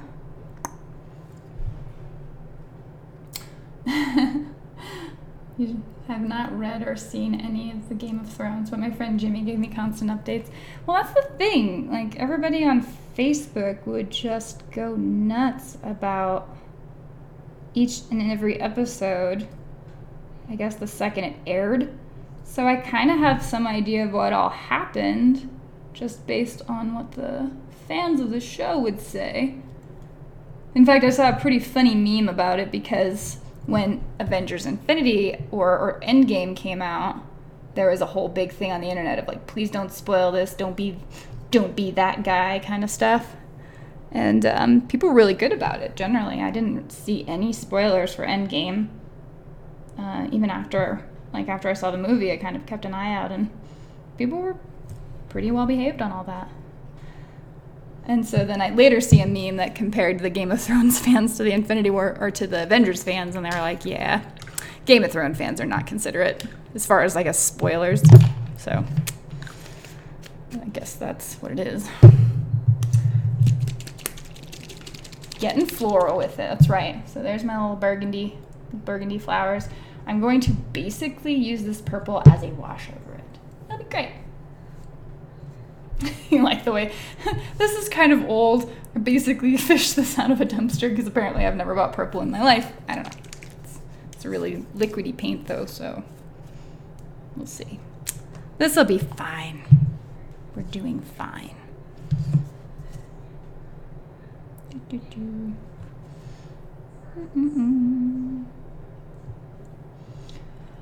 Peter Cushing was into miniature wargaming, but it was Napoleonic Warfare and based on Little World's rule set, which was made by H.G. Wells. Yeah, I actually was reading that book on the plane up to Buffalo. It's fun. I like the way H.G. Wells is so adamant that you really need terrain to have a proper wargame. I was like, that's right.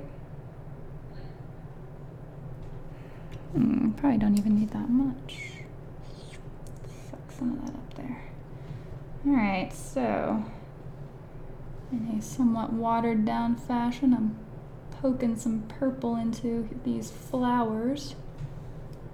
And it's kind of working.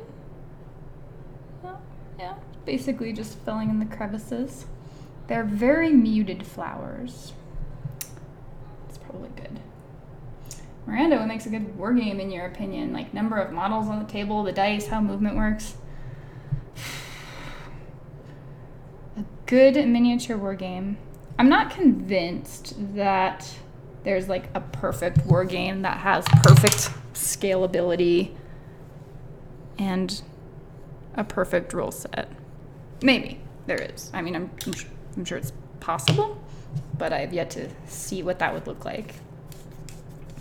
Because you're always struggling between how in depth, how much into the game and rule set do you want to be, versus how approachable do you want this game to be. Should it be something that's easy to learn and hard to master, like the way people like to describe playing the drums, or something that's just really complicated, but once you know it, it's always perfect and everything runs smooth. I don't know.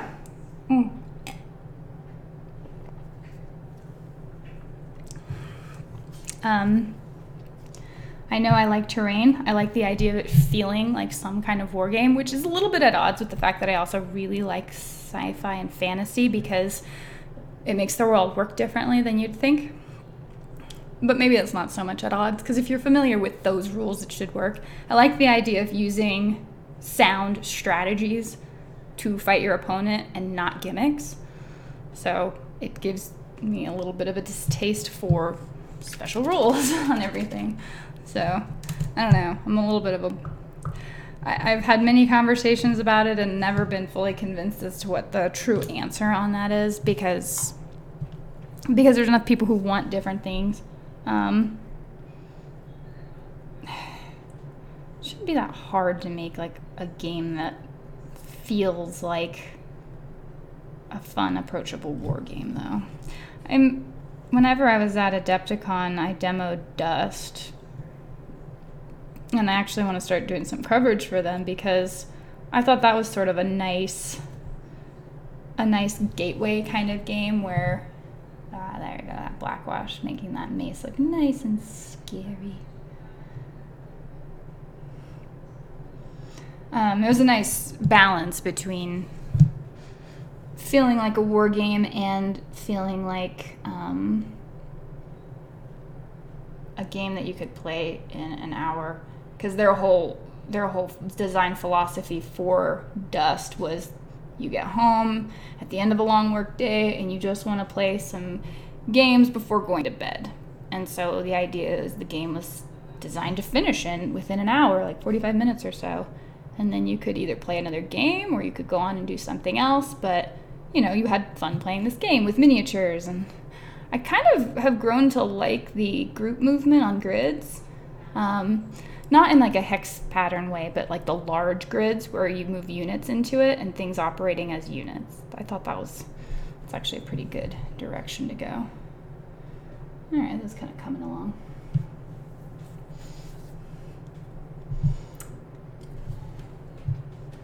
I have never seen Infinity Wars or Endgame or Homecoming. Oh, I mean, if you're not into it, they're not into it. It's totally fine. I saw Homecoming? No, Away from Home, I think is what it was. I saw that one last night. It's pretty fun. I liked it. It's a good follow-up to the last one. Yeah, this guy, he's looking pretty close to done now, I think.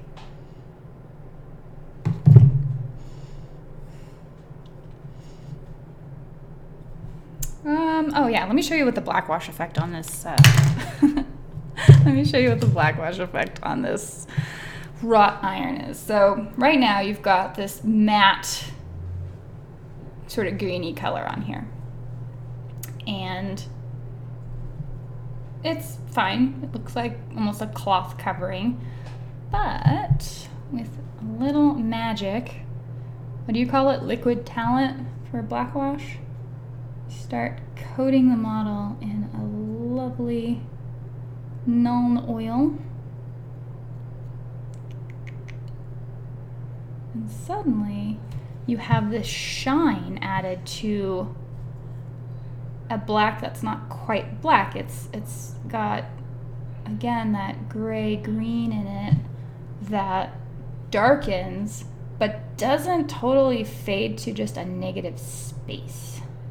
And I have to say, I've been super impressed with it. I actually painted all my murder crows with this color whenever I got them for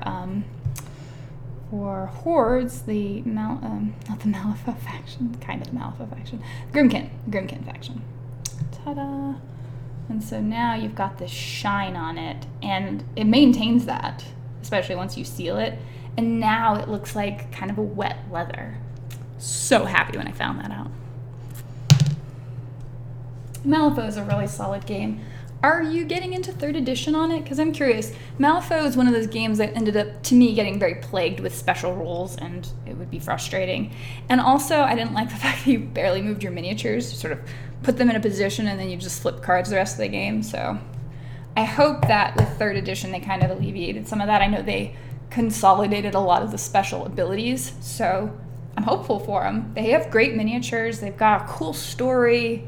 And again, they're another one with a lot of potential to them. I just hope they clean up those rules a bit. My kill team strategy seems to be run toward death. Oh, Paul. You find what you look for. What is the backstory for Malifaux? Kitty and I have been working on rules for something. I was just taking some notes.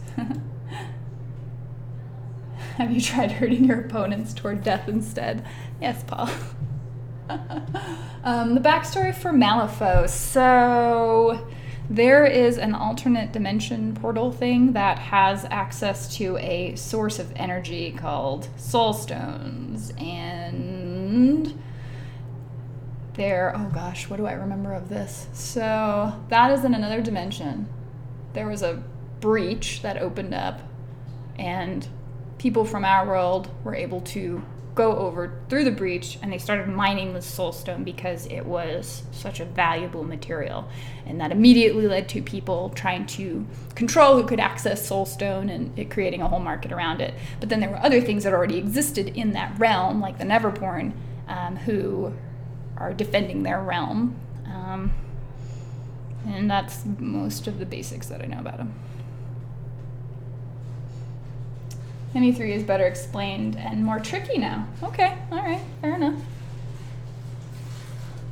I think I need to blackwash and rehighlight this guy's face. He's a little too bright. A little too bright in the face.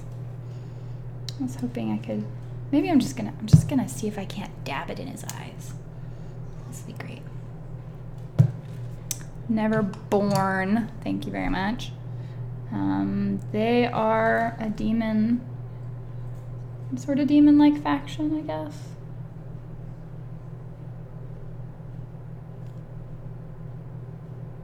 There we go.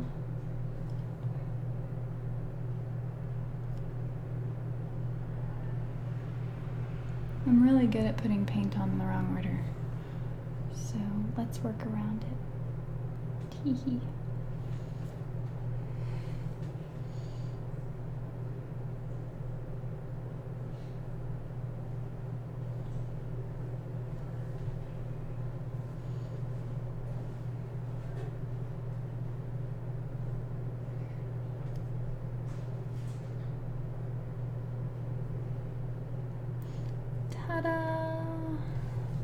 There we go, that gives a little more depth to his face. So his eyes are darkened. I poked a little Nuln oil in his mouth, and also got his jaw along the sides there. So that's my guy.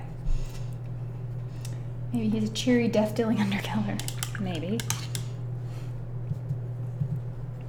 Okay, he's good.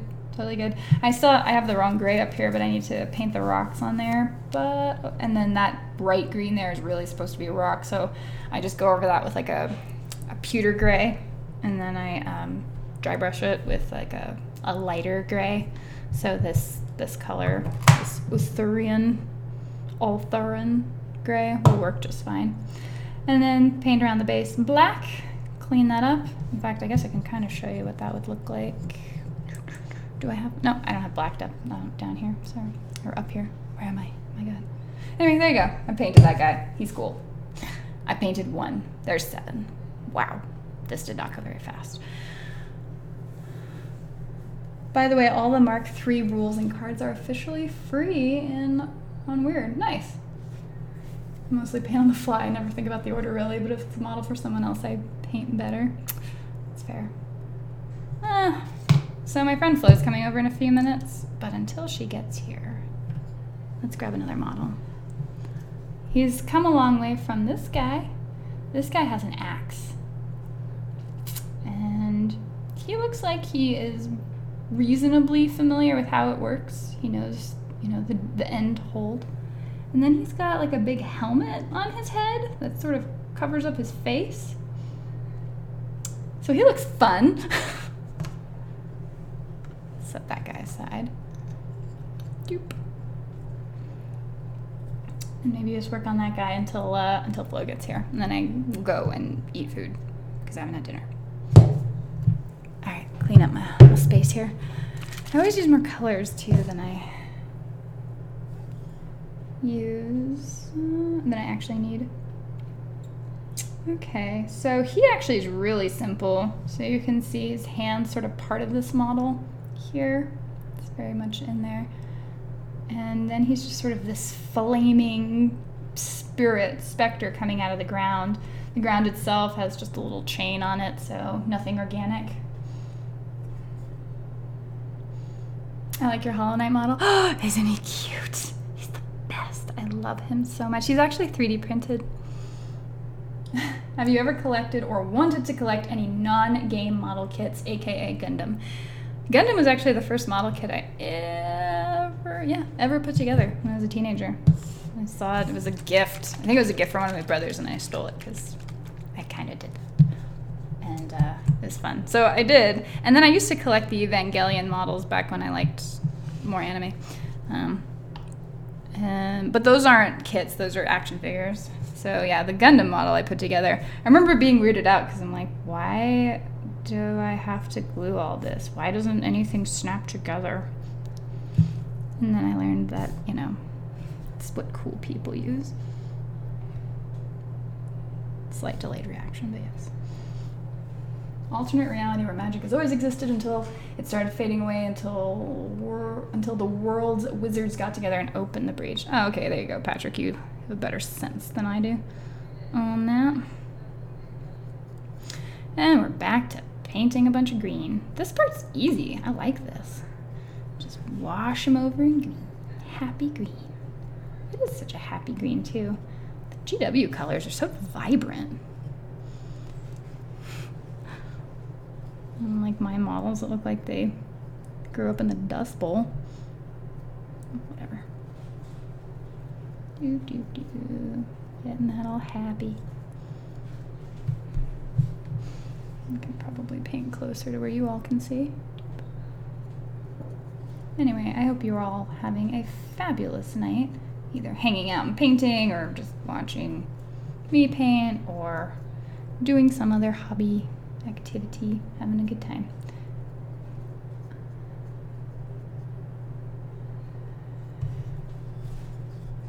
Paint the front.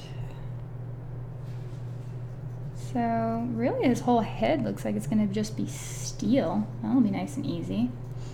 And the Briar Queen's quite different. She actually has brass and stuff on her. I thought I might be painting some brass tonight, but the only example I have of that for you is the Sigmarite.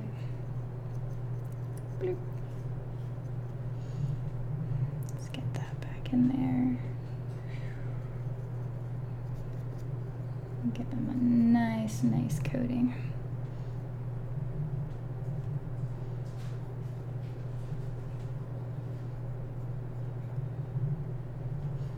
Whoa, that's too much.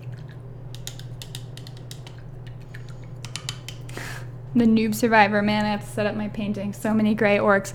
So, they're orcs, right? Like, they should be the ones that you're lazy about painting, right? Like, you just go and you spray paint them one color and wash them all, or I don't know. I've heard a few different ways that people will paint mass numbers of orcs, mass quantities. So, those should be more simple because you're not having to do anything fancy with them, right? Am I thinking of that correctly? All right, so that's metal. That little corner back there's, I'm gonna say that's a cloth. Yeah, let's do that. Cool. Beautiful. I'm also gonna go ahead and lay a brown down since I have to wait on this technical paint to dry. The ghostly color is a lifesaver. It's neat, right? Ugh, Zoids. I don't like that name. I used Hexwraith on my Eliminator sniper rifle, the one you said looked very eldery. Oh, I see. Okay. Okay. I see how it is. I used the traditional GW paints along with the new contrast paints on my Tyranids. I'm really curious to try out the proper contrast paints. It saves you time. Like, it feels like there's this huge initiative to go ahead and get people really encouraged to paint their models. Or maybe it's just a really good gimmick from GW. I don't know. But I appreciate it all the same. Curious to give them a shot. Although somebody mentioned in the comments it's better on textured environments. So I will keep that in mind as well. I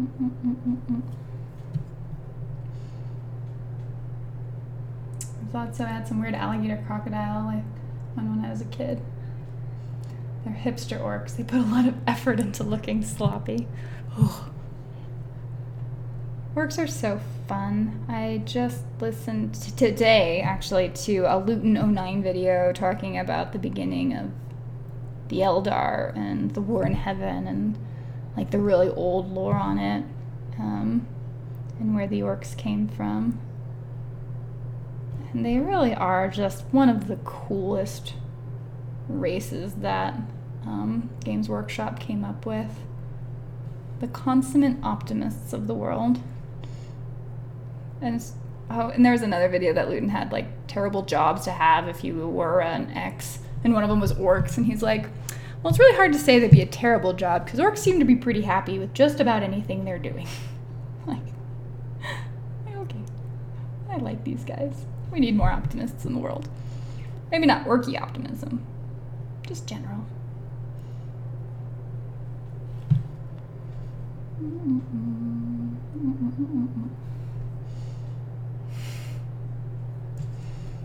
Luton puts out amazing videos, and he's nice to listen to.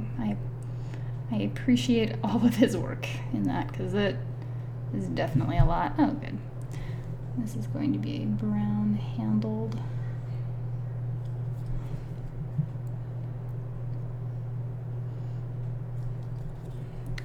Axe.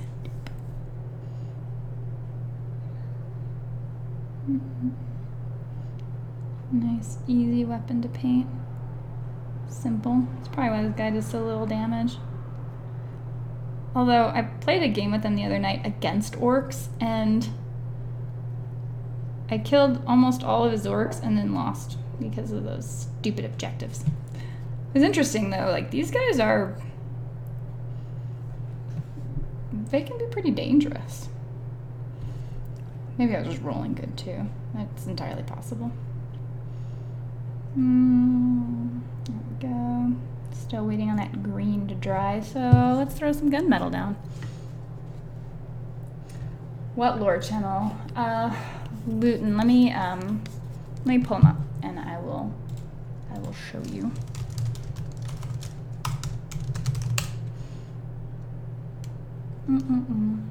Because he really does have fantastic videos, and he deserves every sub.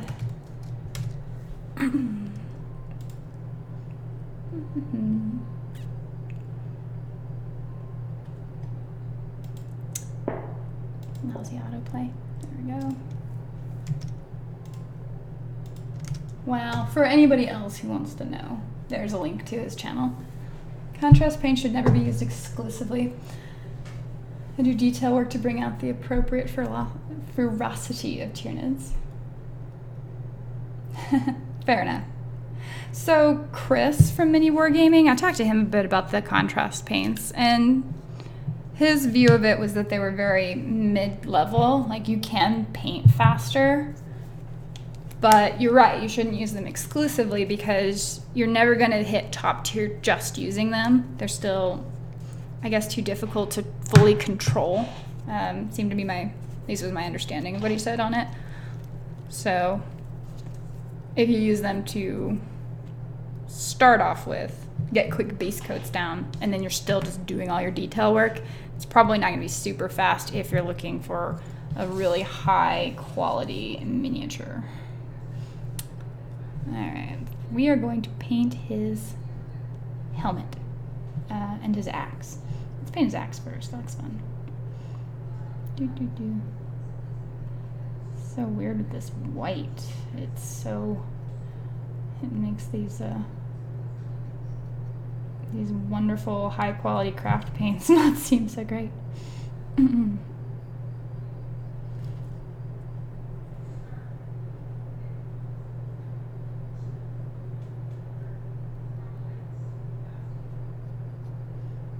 There we go.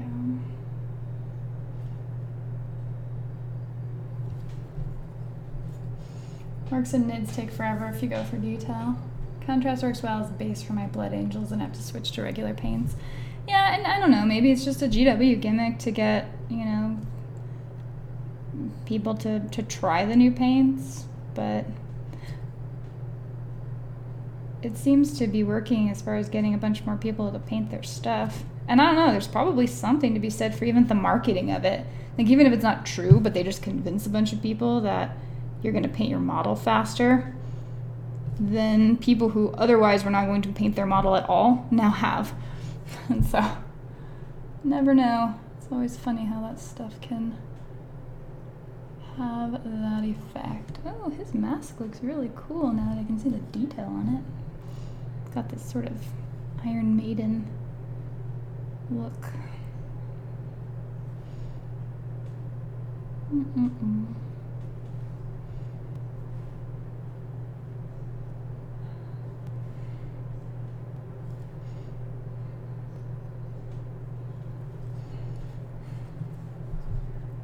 Yes, I do. I've been painting my army for a couple of years. Ugh. Just the one army? I mean, I say that. My caterer are still not fully painted, so there's that. But yeah, I guess that's true. It's kind of funny because you end up collecting on an army for so long that you're used to having to paint them without necessarily realizing how long you've been working on them.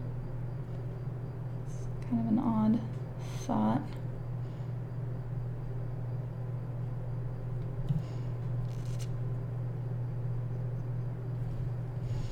Okay, and repaint this axe here. Get a proper silver on it. I think I might actually go back over the other guy's weapon too. Give it a little bit more of a spectral look. Or maybe even a rust look. Actually, do you guys do much with rust effects? Because as a normally an IG player, I have some really beautiful tanks that probably would look super cool with rust on them. So I'm just curious. Even though I go with a higher level of painting my Tyranids than most people, I have 5,400 points painted in a year. That's good. Hey man, kudos. Especially if you set a goal like that. And hats off to you. My Mortarian model has been primed green for about a year now. See, that's more what I was looking at. There's another one that I was wanting to try out. I've never tried before, saw it in the hobby store. But it's a patina wash. I'm super curious to try it. So we'll see if I don't totally ruin that model. I don't know, whatever. I put rust on all my skeletons. Thanks, Jeremy. Good to see you. All right, we're gonna go back to our other technical paint, Night Haunt Gloom. Make sure to shake your paints. I remember to do these things.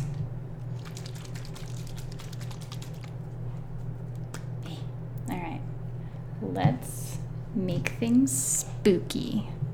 Cause you know, green. This is just like Ghostbusters level spooky right here. You know, there's nothing to write home about. But when you add Night Haunt Gloom, then the spookiness comes out.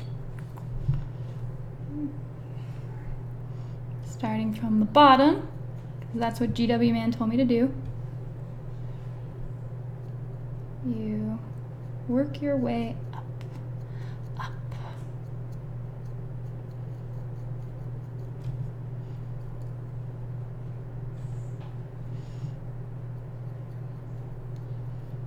And really let the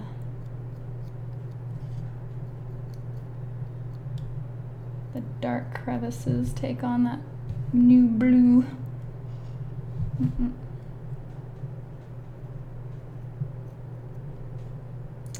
Again, this is another technical paint. Now we can start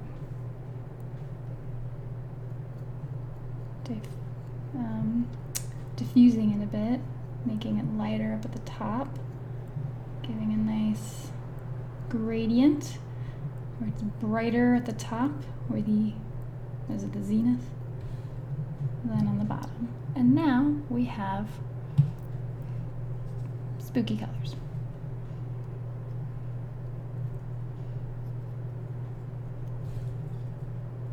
Bright green and nightcon blue. Spooky fire, spectral everything, no parents.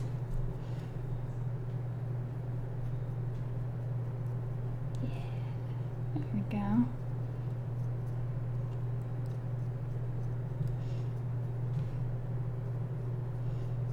Kind of make it darker on the low ends. Take on some diffusion of that and continue on. Okay, well, that definitely works better.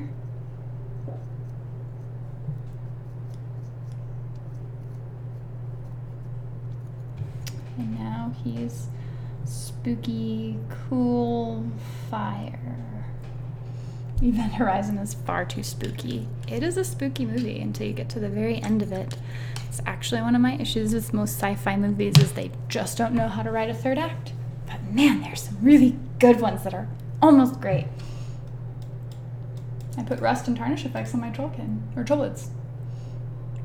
Yeah, that makes sense. Currently painting some rust on Imperialis terrain while watching the stream. It changes from Ghost, yes. Night Haunt Gloom is an awesome color. Love the effect it has. Definitely good for spooky figures.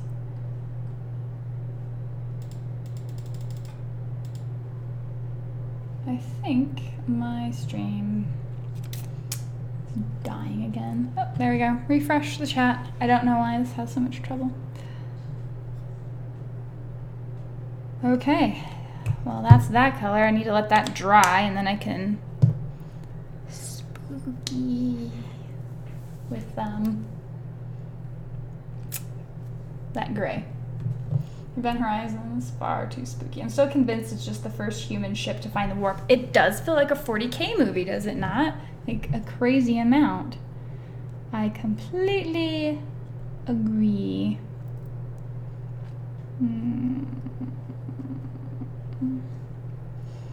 Chat is haunted, apparently. It's just giving me grief. Let's redo some of the brown here. So that's the problem with craft paints. They're super dirt cheap, but you usually have to recoat multiple times. Higher quality of paint you have, the less likely you are to have to deal with that nuisance. You can see it gets all thin there. And I thought it was cute for a while, like, oh yeah, you know, just use my craft paints. And then after a while, I'm like, I have way too many miniatures to mess around for like 4 hours on one. I mean, unless it's in live chat.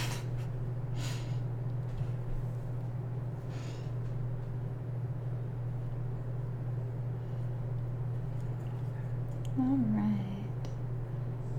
Let's recoat some of that brown in there. Doo-doo-doo.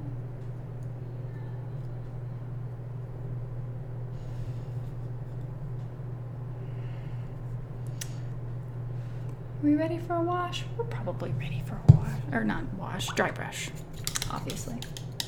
Are you going to play some AOS skirmish at Valhalla? Maybe, if there's people playing. If I don't already know the game by then, and someone's willing to show me, or someone's willing to show me, then I'd give it a shot. Just have to see.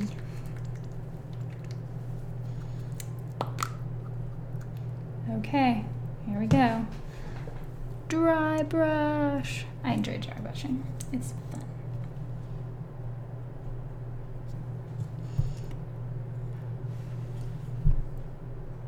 Alright. Spookifying.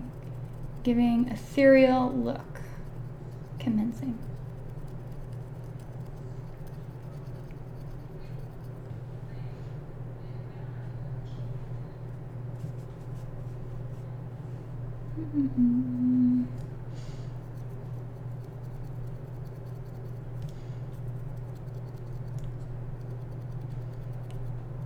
But again, AOS miniatures do intimidate me.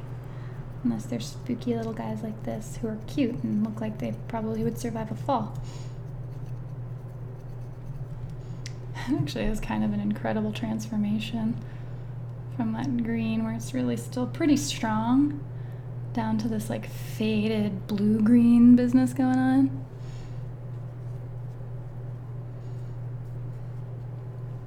I prefer to make things glowy rather than rusty. Okay. Those can definitely look very cool. I don't know much about adding glow effects other than when I'm adding sort of an energy sort of look to Mechanica in War Machine. So a lot of the Mechanica weapons that people use have a glow to them. And just continuing our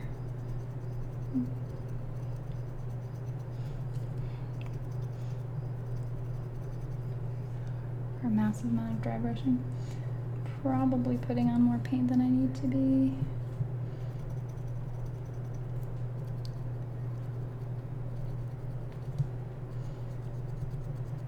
There we go. Wow, that really adds some serious depth. I do like it.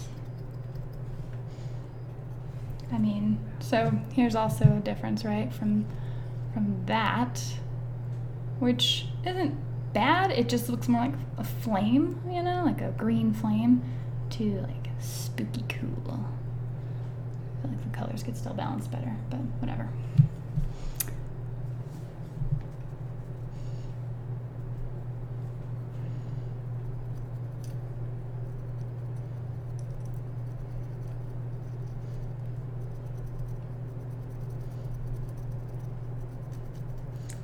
And more adding, more adding.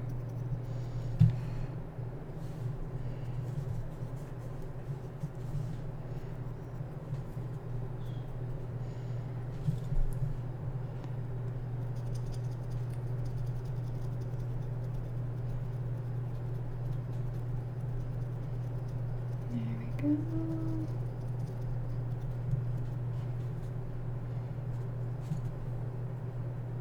And you know, you paint your hand because sometimes it's just a convenient palette.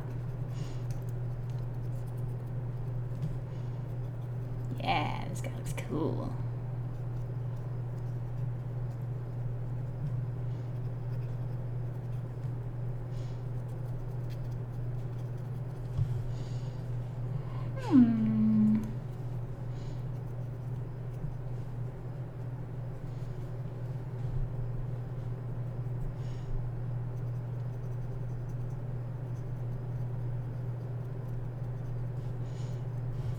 Ta-da! Spooky faded.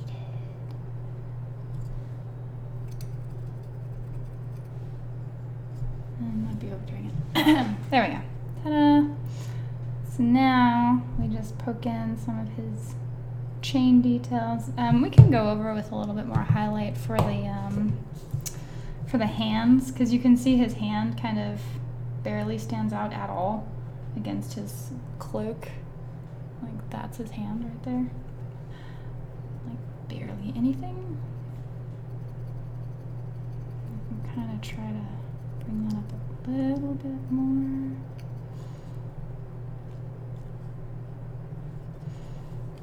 And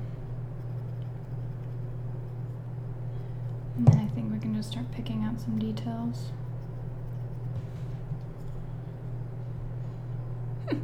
All right, that looks pretty cool. 10 thin coats. Well, okay, so I might have been a little happy with my dry brush. It's fine. Okay, so bright white. Like the reason he's holding that axe so high is it's meant something to him in life, and now he's glad he found it again. Oh, so he's like just sitting here. He's like, yeah, I might have this stupid helmet stuck over my head, but at least I have my axe. You know, I can go with that.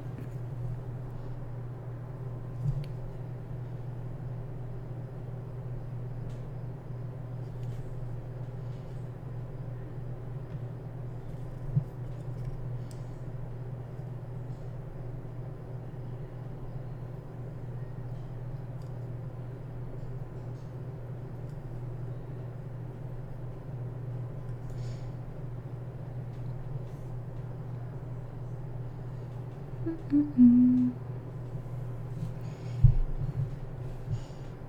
going to buy an undead now. An undead ship to 3D print. Ooh, an undead ship. Interesting thought. I don't exactly know what I would use it for though.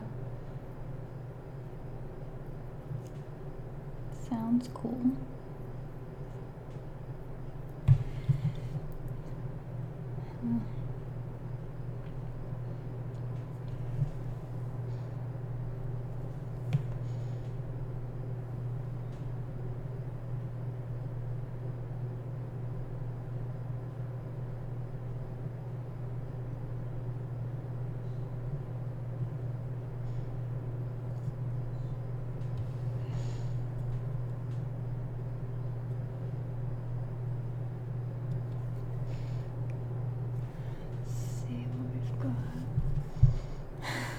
This is my axe stick. Well, I don't know. Somebody who's designing this model has decided that that is in fact what it is. But this guy really is quite a fan of his axe. Eeh.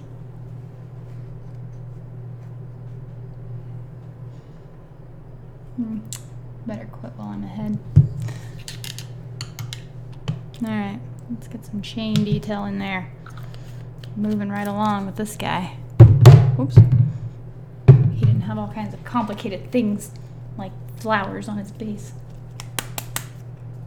Do you have cricket pets?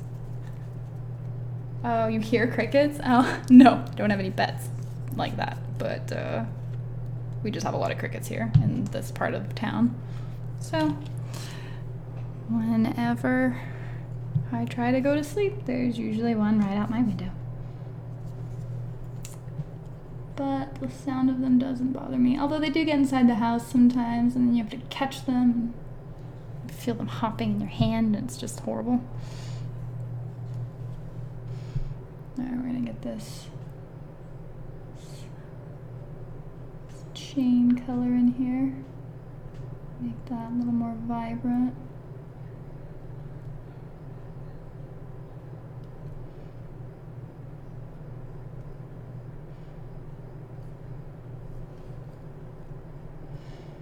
Let's see, there's no chain on that hand, but there is over here. He's got a manacle upon his wrist. Shop accent. Okay, that's a pretty good one.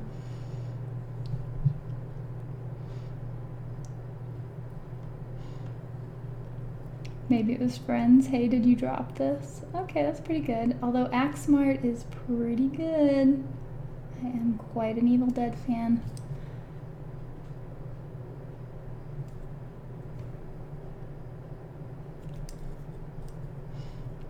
By the way, this guy's coming along much faster.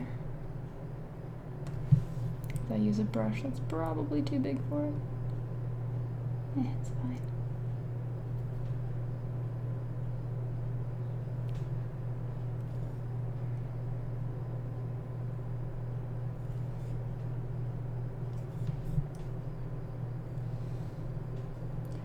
Huh, look at that manacle, but it's not actually connected to anything. See what I mean? So I guess he's actually pretty free. That axe is looking sweet. I think Ash would be proud. And if you hear kabooms, that's because everybody's setting off fireworks. Maybe get a little dry brushing in there. That's fine. Okay. He's kind of mostly done, actually. I'm gonna blackwash his helmet and his axe, and that's pretty much it. Oh, let's get the little manacle business on the ground, because as you can see, that fell. That's why it's not on his hand anymore. There's a whole story to it. They thought they lost the key, but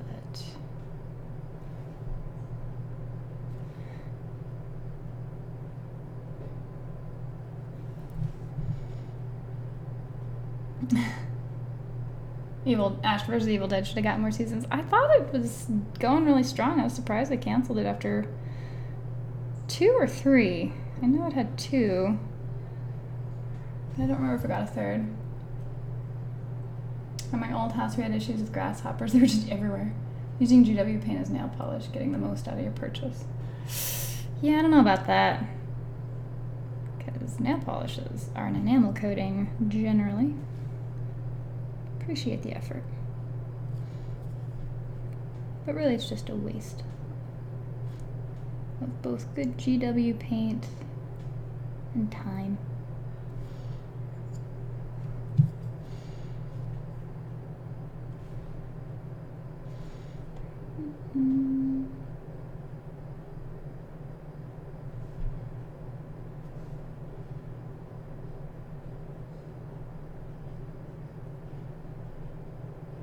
Try and get the inner part of that manacle there.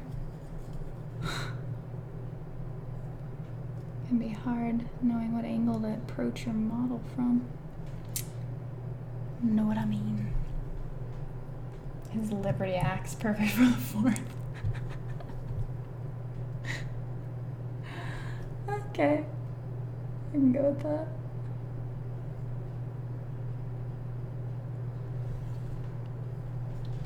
Perfect gift for a dwarf, an axe that makes ale and gold. Ah, we're such a perfect thing to exist.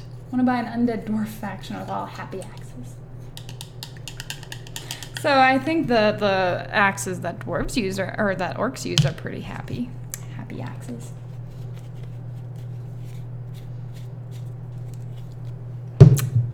Fascinating how a person can bring a miniature to life with a little paint. I know, it's rather impressive. I think it's cool. All right, let's dull this guy down a bit. No oil coming out.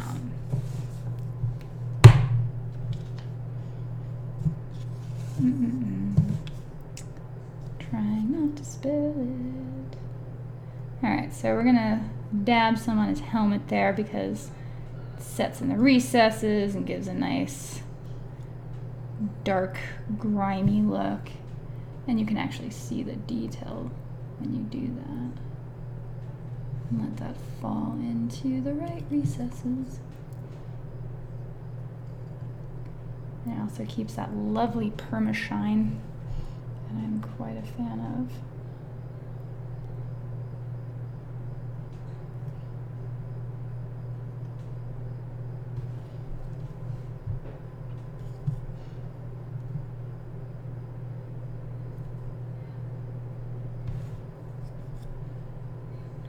we go.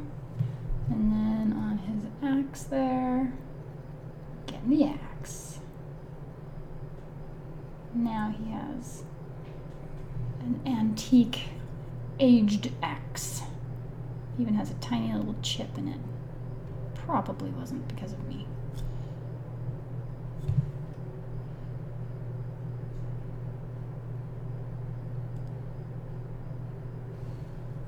There we go. Now we're getting somewhere. And his little chains there.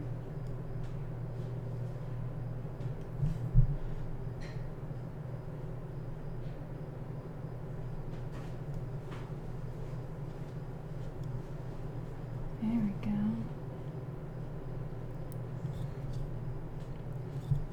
I love what Null Oil does. It's very spoiling. There you go. So now the chains are darker and kind of weigh him down to the earth as this specter kind of comes out of the ground. It's pretty cool.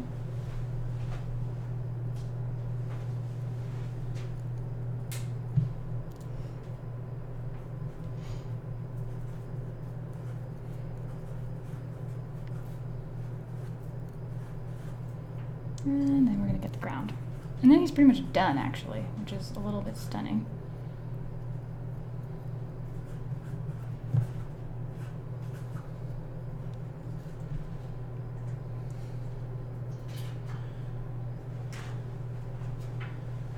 Do you use the gloss Null Oil or a flat? Oh, shady.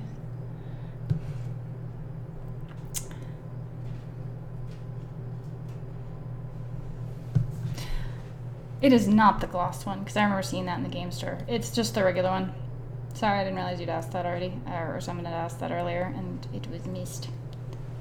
Anywho, yes. Just the regular one. It gives me plenty of shine, and I don't know that I'm looking for necessarily a full-on gloss. Ooh, look at that. That's some great texture in there. Ta-da! X-Men doing what an X can. Yes. And with that, I'm going to wrap it up because it's really late and I still haven't eaten. Now convert human crossbowmen to Ghostbusters with proton packs. Well, I do have a 3D printer. So, maybe that's possible. Maybe. Okay. Thank you guys. Thank you all for hanging out. I lost track of time. I didn't mean to go this long, but I got 2 models done, which feels much better than 1. So thank you guys for all hanging out. That'd be good. Grab a few of the Push Fit Primaris. Yeah, that's definitely a good idea. So anyway, thanks for hanging out on the stream. As you can see, my Shadespire minis are coming along. Should be actually able to do some streaming games with the new room I've got set up. Just waiting on a couple things, but yes, I'll keep you guys updated. Thanks again. Appreciate you hanging out. Have a great night. Happy 4th. Happy weekend. All of it. We'll see ya.